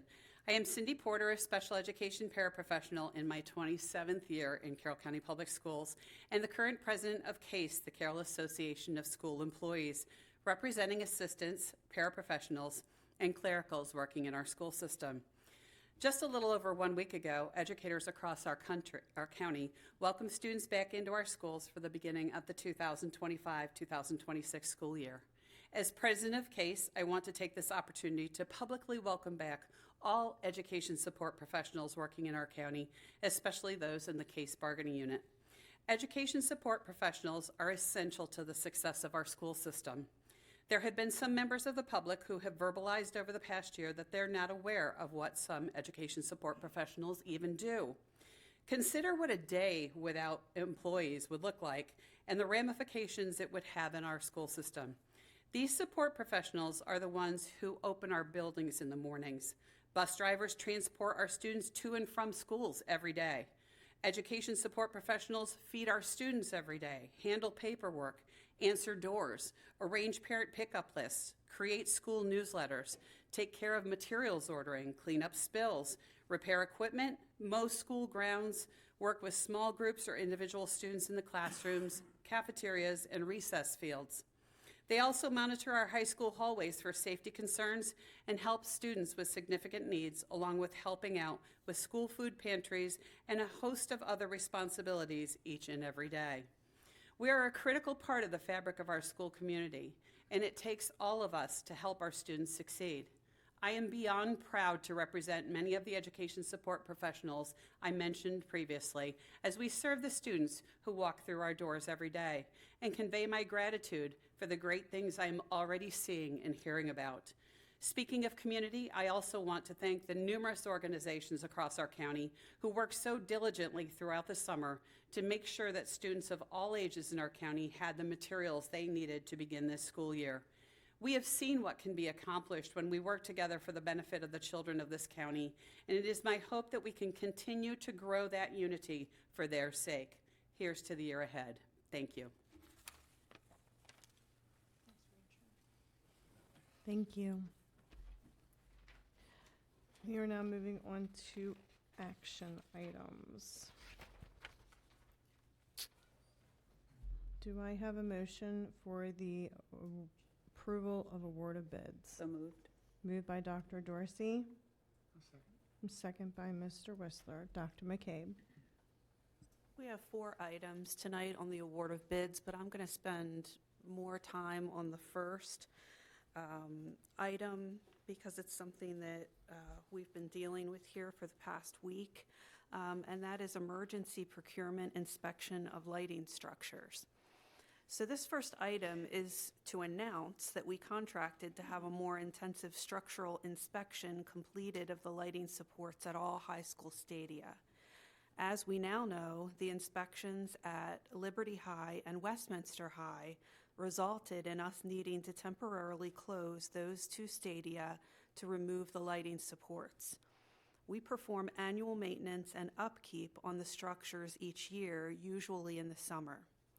During that annual upkeep this past summer, we determined to bring in a specialized inspection company.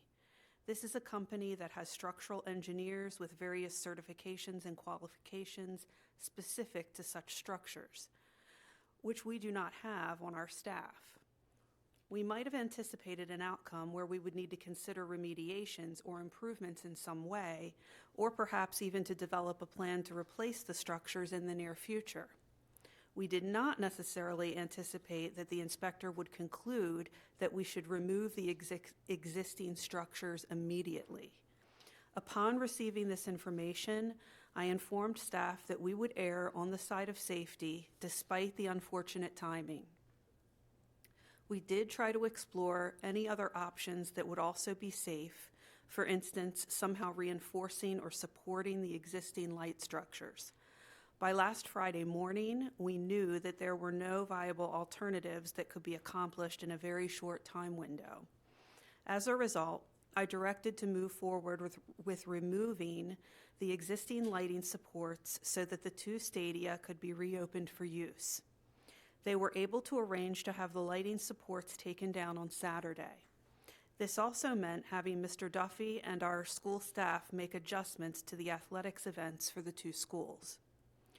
For the interim and permanent solutions, I asked staff to try and find available temporary lighting for the two stadia and to try and find an expedited process to install new permanent lighting supports.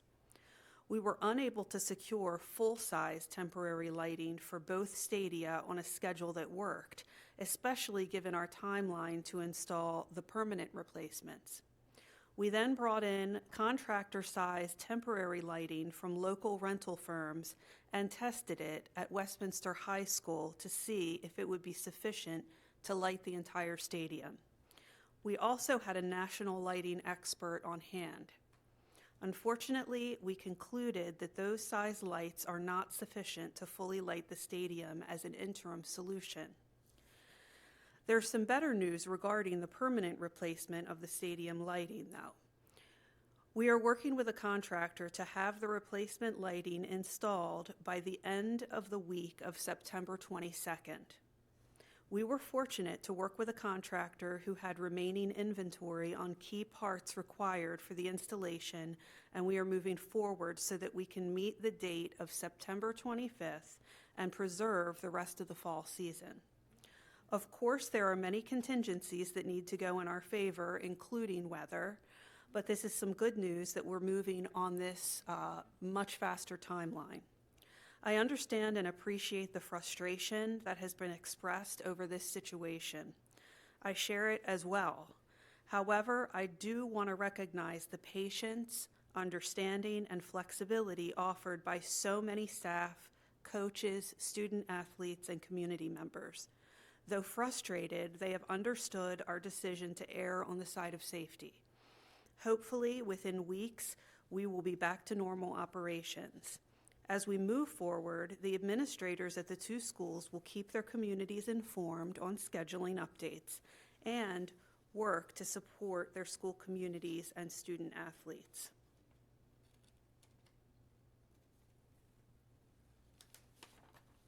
I want to pause here before finishing the rest of the award of bids to see if board members have any questions or discussion on that item. Board members? Dr. Dorsey? It's not a question. It's certainly to thank you for keeping the safety of all as the priority here, because I understand once you discovered that there was a situation with the lighting at those two schools, I think you acted on behalf of the safety of all of the students and the whole communities, really. So thanks for that. I know it was painstaking in one sense to make the decision, but we certainly do have to err on the side of safety, and I thank you for that. And thanks for being transparent about this whole situation and how we'll be moving forward. And, really, by the end, you're saying now by September 25th, so we really don't have too much longer to go, hopefully, before we get everything back up and running again at those two campuses. So thanks. Thank you. Any other questions or comments? All right, I call for the vote. All those in favor signify by saying aye. Aye. It passes unanimously. Okay, I'm going to do the items 2, 3, and 4 together. The item 2 is the Huddle Athletics Video Services. This is the annual contract for the sports streaming service for high school students. The third item is a robotic mower. We have to replace a bank mower in our inventory that's beyond repair. As a matter of safety and efficiency, we are recommending the purchase of a remote-operated mower. This newer technology can operate on steep slopes and banks safely, and it's much quicker than the traditional bank mowers. And fourth, BrickPack Energy Cooperative Natural Gas and Electricity. Lastly, we recommend that we join BrickPack Cooperative as a means to procure natural gas and electricity. Through membership in this large regional cooperative, we believe we will be able to better manage our costs as we move forward with energy procurement, where markets have been more volatile as of late. We also will be able to gauge more accurate budget estimates for utilities increases in future years by moving to this model. All right, board members, for number 2, I'll call for the vote. All those in favor signify by saying aye. Any opposed? For number 3, for the mower, all those in favor signify by saying aye. Any opposed? Passes unanimously. And number 4, for the natural gas and electricity, all those in favor signify by saying aye. Any opposed? And it passes unanimously. Next, we have the approval of personnel action items, 6B. May I have a motion? So moved. Moved by Dr. Dorsey. And a second by Ms. Zimmer. Dr. McCabe. For the monthly personnel action items, there are 19 new hires, 1 release from contract, 1 increase in FTE, and 2 leaves of absence. Comments or questions?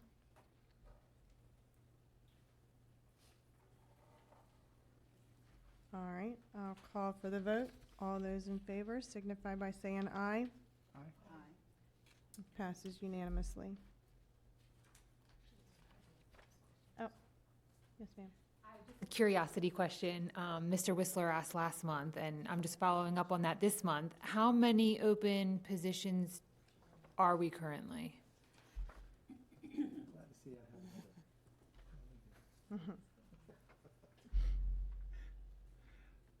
Good evening, board members, Dr. McCabe. We currently have, and I'm assuming you're asking for teachers, so we are looking at 4 special education teacher vacancies right now. Okay, come on, special educators, where are you? All right. Well, so in the speech language pathology world, it's 15 speech language pathology vacancies. However, they're all, as I understand from Ms. Whittle, are covered through contractors at this time, but technically 15 vacancies. Okay. Okay, thank you. Thank you. All right, next on the agenda for 6C, we have the approval of the Carroll County Public Schools negotiators. Do I have a motion? So move. Moved by Dr. Malvo. A second by Mr. Whistler. Dr. McCabe. This time each year, we bring you the list of employees who are designated to be selected from to possibly serve on negotiations teams on behalf of the Board of Education. Later in the fall, when collective bargaining commences, specific teams will be formed from those employees who are approved here. Any comments or questions? All right, I call for the vote. All those in favor signify by saying aye. Passes unanimously. Next on the agenda, we have discussion items. First is the proposed fiscal year 27 capital budget and fiscal year 20 through fiscal year 32 capital improvement plan request. Dr. McCabe. Each year in September, we bring a proposed CIP for discussion. It then returns for approval in October so that it can be submitted timely to the state and also to the county. In the proposed CIP for discussion, we've highlighted in red the significant updates. The 2 largest items to address may be the additions for Freedom Elementary School and Sykesville Middle. As we have moved through the design process, we've gained more knowledge and information regarding proposed costs. Our latest enrollment projections from last May also inform our consideration of state participation. All of these factors result in higher projected costs for the projects than previous estimates. In terms of the process, we would anticipate bringing construction documents for approval in November or December. Those documents are used to create the bid packages that will be released and would return for board action in late winter or early spring 2026. In light of the increased cost estimates and the importance of the projects, we've also rearranged the date of your joint meeting with the commissioners so that you may have discussion with them prior to your action on the CIP at the October meeting. The joint meeting is now scheduled for September 25th. With that, Mr. Prokop and Mr. Kane are available for any questions and discussion.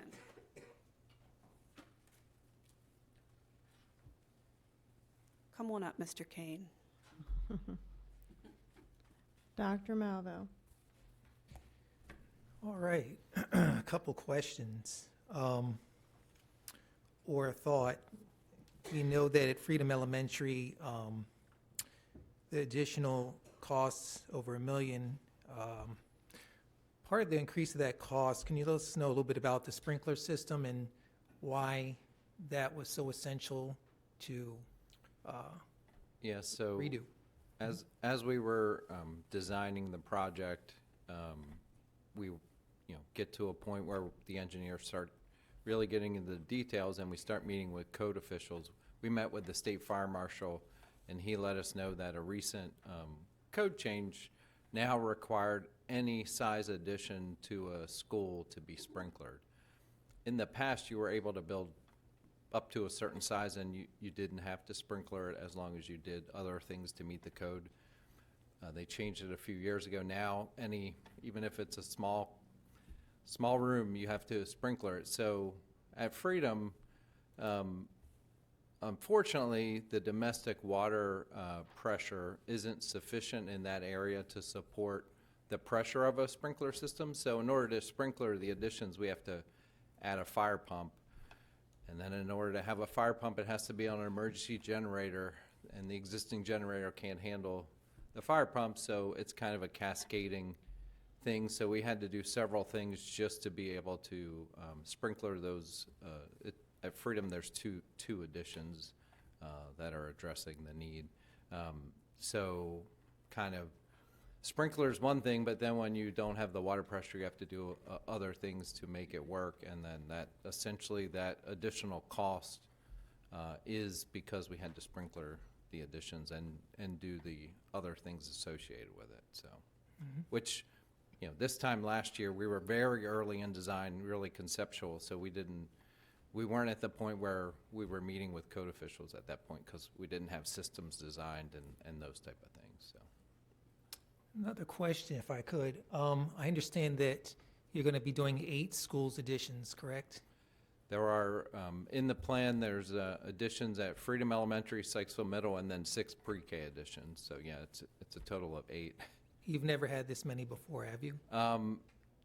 Not at one time, especially when you consider we just started 4 kindergarten additions this year too, which will be completing next summer. So to have that many additions going at once is in the 20 years I've been here, we haven't done anything like that. One last question. And so in terms of modernization, I clearly understand Liberty High needs that. I know, though, some people say, well, why not my school? My school, this and that, it's older, it needs this. But maybe let us know a little bit why Liberty High really does need that modernization. So in the Educational Facilities Master Plan that came to the board this summer, that the board approved, there's a needs analysis in Section 6, and one of those sections, one of the parts of that is a modernization analysis.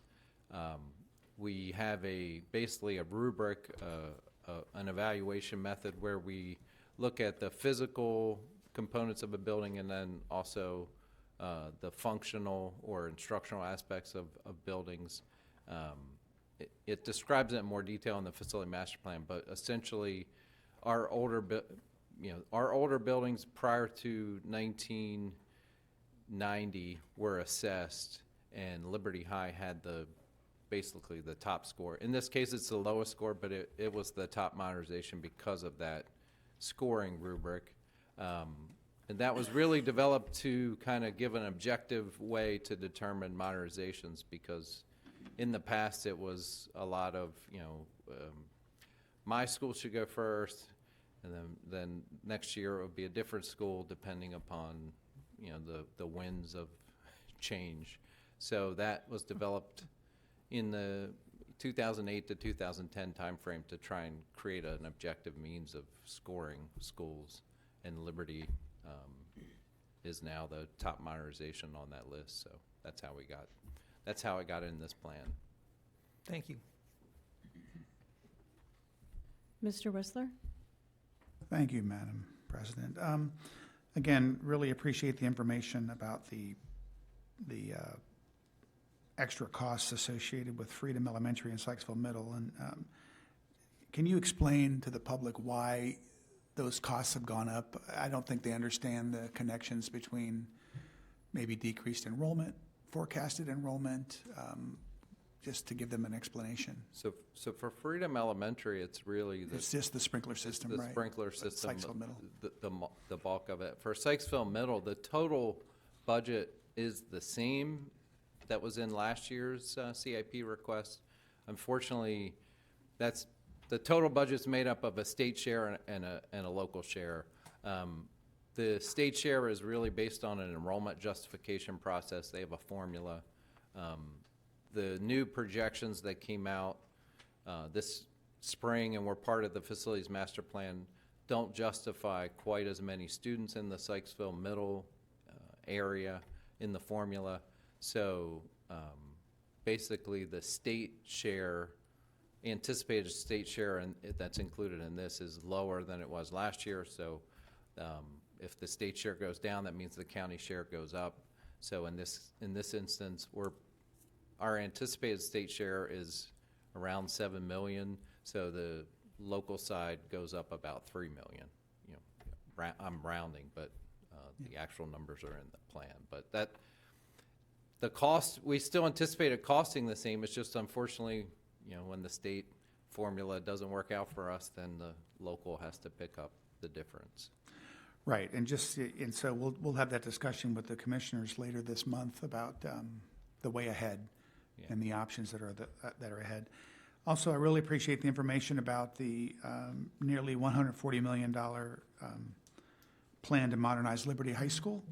I don't know if you or Mr. Prokop can talk about, because we don't have air conditioning in Liberty High School, as well as several other schools in our county.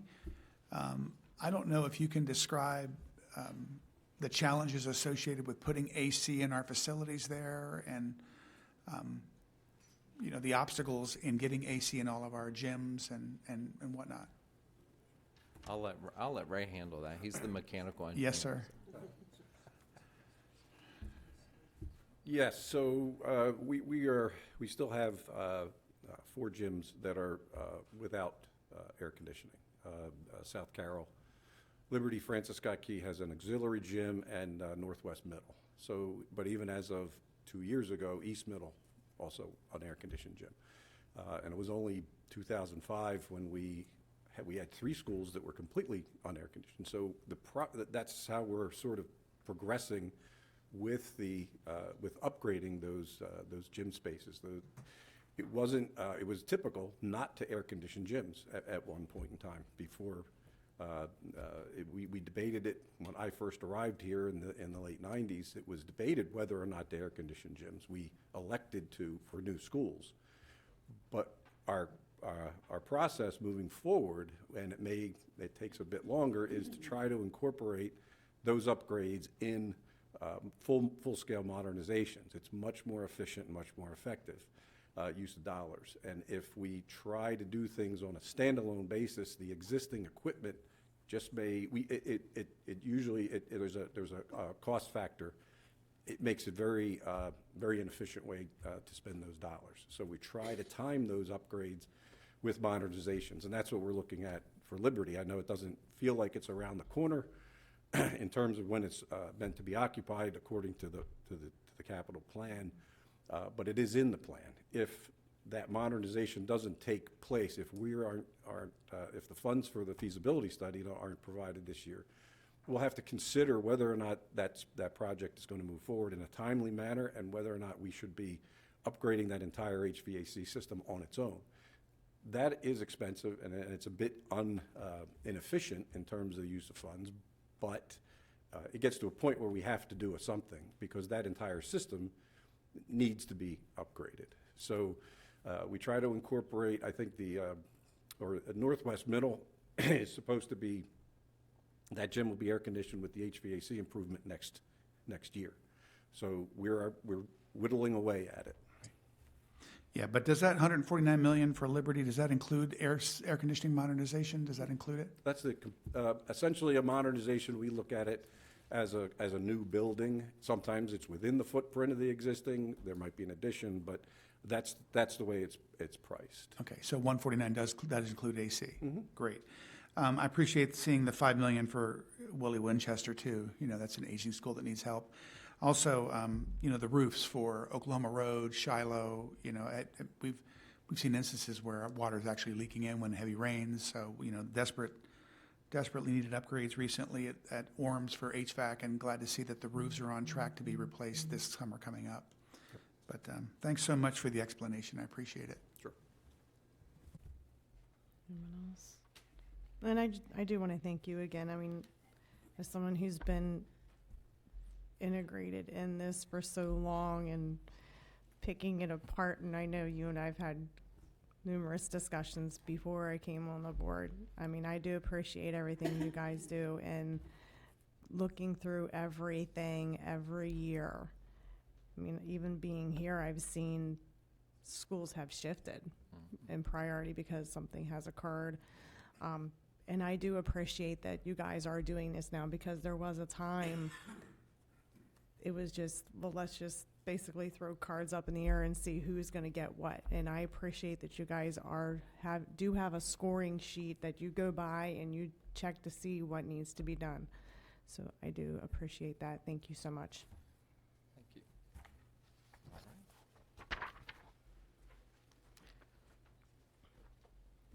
All right, next on the discussion is proposed curriculum guide implementation for 2025-2026.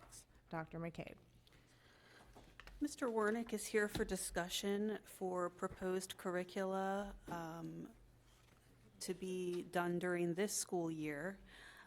These revisions were piloted last school year.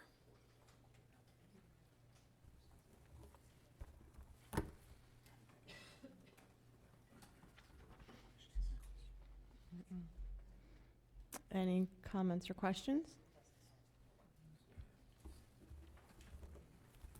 Thank you, Mr. Warnick.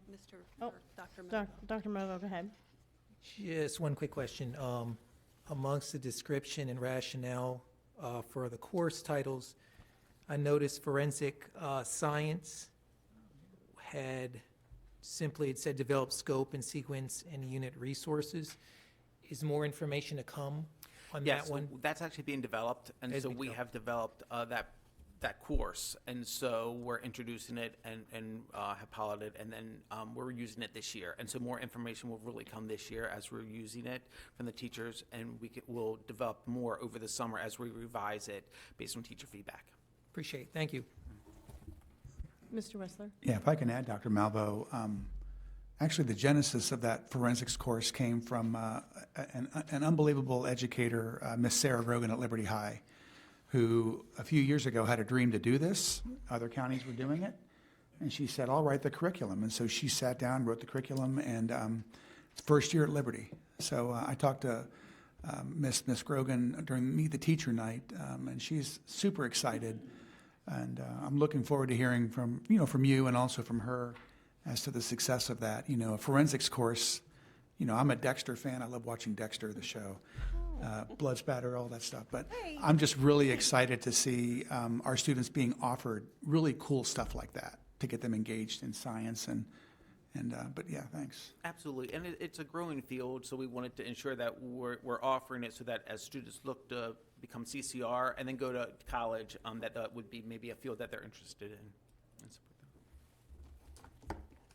Dr. Dorsey? Well, I was just going to say, I was fascinated to read about this, and it is in the proposed program of studies indicated on page 87.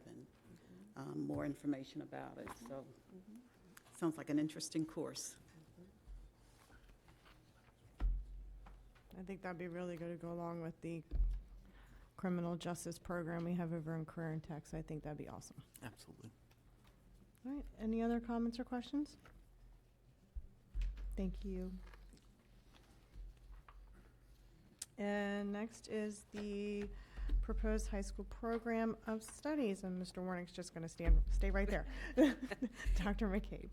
Yes, so also for discussion are the proposed changes to the high school program of studies. They get tweaks and changes each year, and after eventual adoption, these changes would take place in the 26-27 school year. Any comments or questions? Mr. Whistler. Just a comment. Really, some of the courses to be discontinued, looking through this list, it's unfortunate. I'm just wondering if some of these courses to be discontinued, is that because we couldn't find adequate numbers of educators that could teach it? Was it because we just, had to make other requirements coming down from the state to make room? What's kind of the... So each year, we actually look at our courses, and we look at a 3-year to 5-year trend of how many students actually are taking the courses, and then really what are then career opportunities outside. And so when we usually take a course, we then add something like the forensics course. So we've really fine-tuned, and we're trying to fine-tune each of our content areas to ensure that we have the courses that students want to take, that they're taking, and then we tweak other courses so that we can continue to have a current course program for students to select from. So it really isn't that we don't have teachers willing to teach it. It really isn't that, we don't have the resources. It's more, where are the students, signing up? What courses are they signing up for? As well as when we look at standards that change within the state level, ensuring that we're following the state standards within those types of courses. Sure, yeah, but it's just, some of these are really important, like American Sign Language, trigonometry, it's only a half-credit course, but journalistic writing, but... So what about Shakespeare? Yeah, Shakespeare. No, my point is exactly. Definitely Shakespeare, keep that. But it's really, I don't know if these are things maybe we can strategize and maybe offer over the summer, as like a extra course kind of thing. I don't know what your thoughts are to something like that, if there's interest. I think a big part of it is the student interest component of Yeah. it too. If we have a course where we have a large volume of students who are interested in that course, unless there's a major change with the standard or something like that, we could continue those. But this is common from year to year that we bring these tweaks and changes, but really, ultimately, it's based on student interest. And that doesn't mean that there isn't a student out there interested in, honor Shakespeare. There are, but just the volume and the number of students. And again, as we take away courses, we add courses as well too, as well. And that's just to adapt and evolve over time. So, certainly I'm certain that there are, individuals out there who would be very interested in some of these courses, but not at the volume. And these are some of the complexities that we've talked about before with our course catalog and the course offerings that we offer. We'd love to be able to offer every course that every student wants, but unfortunately, we just, we're not in that place where we could. But if there were large numbers of students interested, chances are that course would not be up on the recommended discontinue list. Yeah, I completely understand. And again, I appreciate your process, kind of like what Ms. Pataglia said earlier about the determining what schools get funded for capital. You're not just throwing a dart at the wall and saying that course is gone, but I do appreciate the purposeful thought and analytics that go into deciding when a course is removed. So thank you. Dr. Malvo.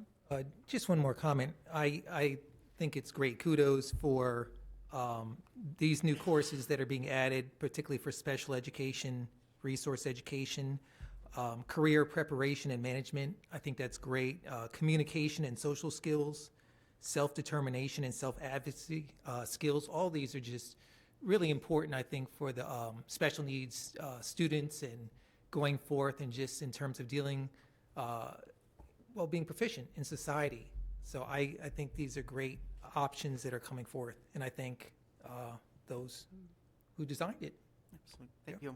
You know, and some of the courses, when you look at, you know, like it says trigonometry, well, it's no longer an academic course. So what we've done is we've really looked at it like trigonometry and pre-calculus, so we combine the courses. So it's now, you know, it's a full credit. So what we're trying to do is really tweak some of those courses to really align with what our students are asking for. The other piece is that we have independent studies in all our areas that if a student would like it and then it's approved by the school administration, they can then do an independent study with the teacher within the school. Yeah, I was noticing that with sociology. First I said, discontinued, and I was like, oh, that's such an awesome class. But then I realized too, it is like, it's a lot to learn and it's a lot to understand. So with it being moved to honors, completely makes sense. So I do appreciate the transparency on this, and I know, yes, Shakespeare is a very difficult pill to swallow, getting rid of, but it is understandable in some aspects. Thank you. All right, next is the proposed 2026-2027 school year. Dr. McCabe. Okay, each September, I bring this to the September meeting for discussion, the proposed calendar for the subsequent school year. After discussion, the proposed school calendar is submitted for 2 months of public feedback before returning in November for board action. In this case, I've actually given you 2 proposed calendar options for consideration. In looking at the proposed calendars for 2026-27, you'll notice that Labor Day is much later than in the other years. And so given this, I have 2 proposals for your consideration. Proposal A has that the first school day is proposed to begin after Labor Day on September 8th. Now this year, we started on September 2nd. So if you think about it, that's almost, a full week later for next year if we start after Labor Day. Proposal A also includes 3 emergency closing days built into the calendar, otherwise known as inclement weather days. Winter break is proposed to begin on Thursday, December 24th, with students returning on Monday, January 4th. Spring break is proposed to be Thursday, March 25th through Tuesday, March 30th. And the last school day for students is proposed to be Thursday, June 17th, 2027. Then if you look at Proposal B, the first student school day is proposed to begin before Labor Day on Monday, August 31st, 2026, which is much closer to when we started this year. It has 4 emergency closing days built in. Winter break would be the same time, December 24th through Monday, January 4th. Spring break would be the same, March 25th through March 30th. And the last day of school, though, would be a lot sooner, a week earlier. It would be June 11th instead of June 17th. So, again, this is something that you can think about, and we can get community feedback on for 2 months before any decisions need to be made. Ms. Zimmer. I believe a survey was done a couple years ago. How long ago was that? Oh. Yeah, it was 2018 or 2019. So we're past 5 years at this point. Yeah. Okay. And I remember with that survey, there was a lot of discussion of depending upon when Labor Day fell, that if it was a later Labor Day, like it's going to be next year, to start earlier, and if, it's like Labor Day like we had this year, to start after Labor Day, because it was the 2nd. So, it was kind of like, it depends upon how it falls on the calendar. But you know, back then too, the big thing was, from my remembrance, the state fair. That seemed to have a big, That was one of the big things, a and now big state fairs discussion mostly item. on the weekends. Yes, to make sure that our students were available, those Mhm. who participate in that, to have that time to do that. Yeah. And now we know that the whole scheduling of the state fair looks different now. Yeah, they moved than it what all it did back then. to all weekends. Yeah. But then, you know, prior to most recently, starting after Labor Day, we used to start before Labor Day. We used to start towards the end of August, and certainly, you know, that had its benefits. And again, we'll not say any more at this point, Yeah. but it'll be interesting to see how the public feels about, you know, these two possibilities. And I thank you, Dr. McCabe, for presenting it both ways for us. It looks like there's some similarities in the two, but some differences as well. You know, having that extra emergency day for Proposal B, earlier end time. Of course, we're starting earlier. So again, you know, certainly some things to consider. And I think what caught my attention, even as I was, you know, just beginning to read through this, just even at that overview level here, where the second proposal does seek to maximize student instruction with that pre-Labor Day start. So I guess you guys know where I'm headed here, but anyway. This is always one of the big hot topics, so board members beware, your emails will be blowing up. I was going to say, we ask for feedback on a lot of issues around here, but this is the one where we get the most feedback. Yeah. And we can't personalize it to every No, you can't. single family's desires, because, you know, in the past, we get, okay, yeah, but, you know, make spring break, you know, this amount of time, this will help my family. And so anyway, these are the two choices that we'll have to look at. And, you know, certainly the teaching staff as well, I think, and all should just weigh in on this. Yep. Mr. Whistler. Thank you, Madam President. Yeah, I appreciate the options, I really do. And I do hope we get tons of email about this. No, you don't. I do. I do, because it's important. And, you know, Ms. Zimmer, you raise a great point. We haven't had a survey since 18. Is it time for another one?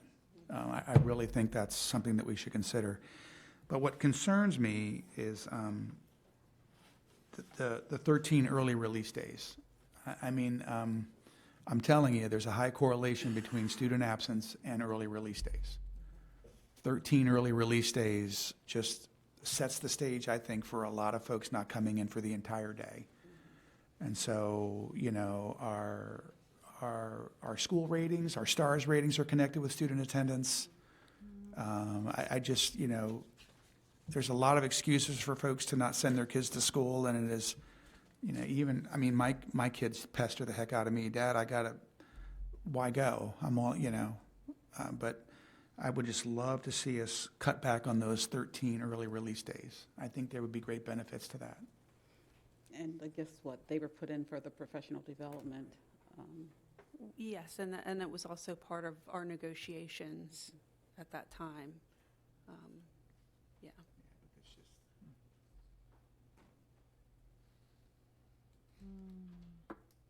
Okay.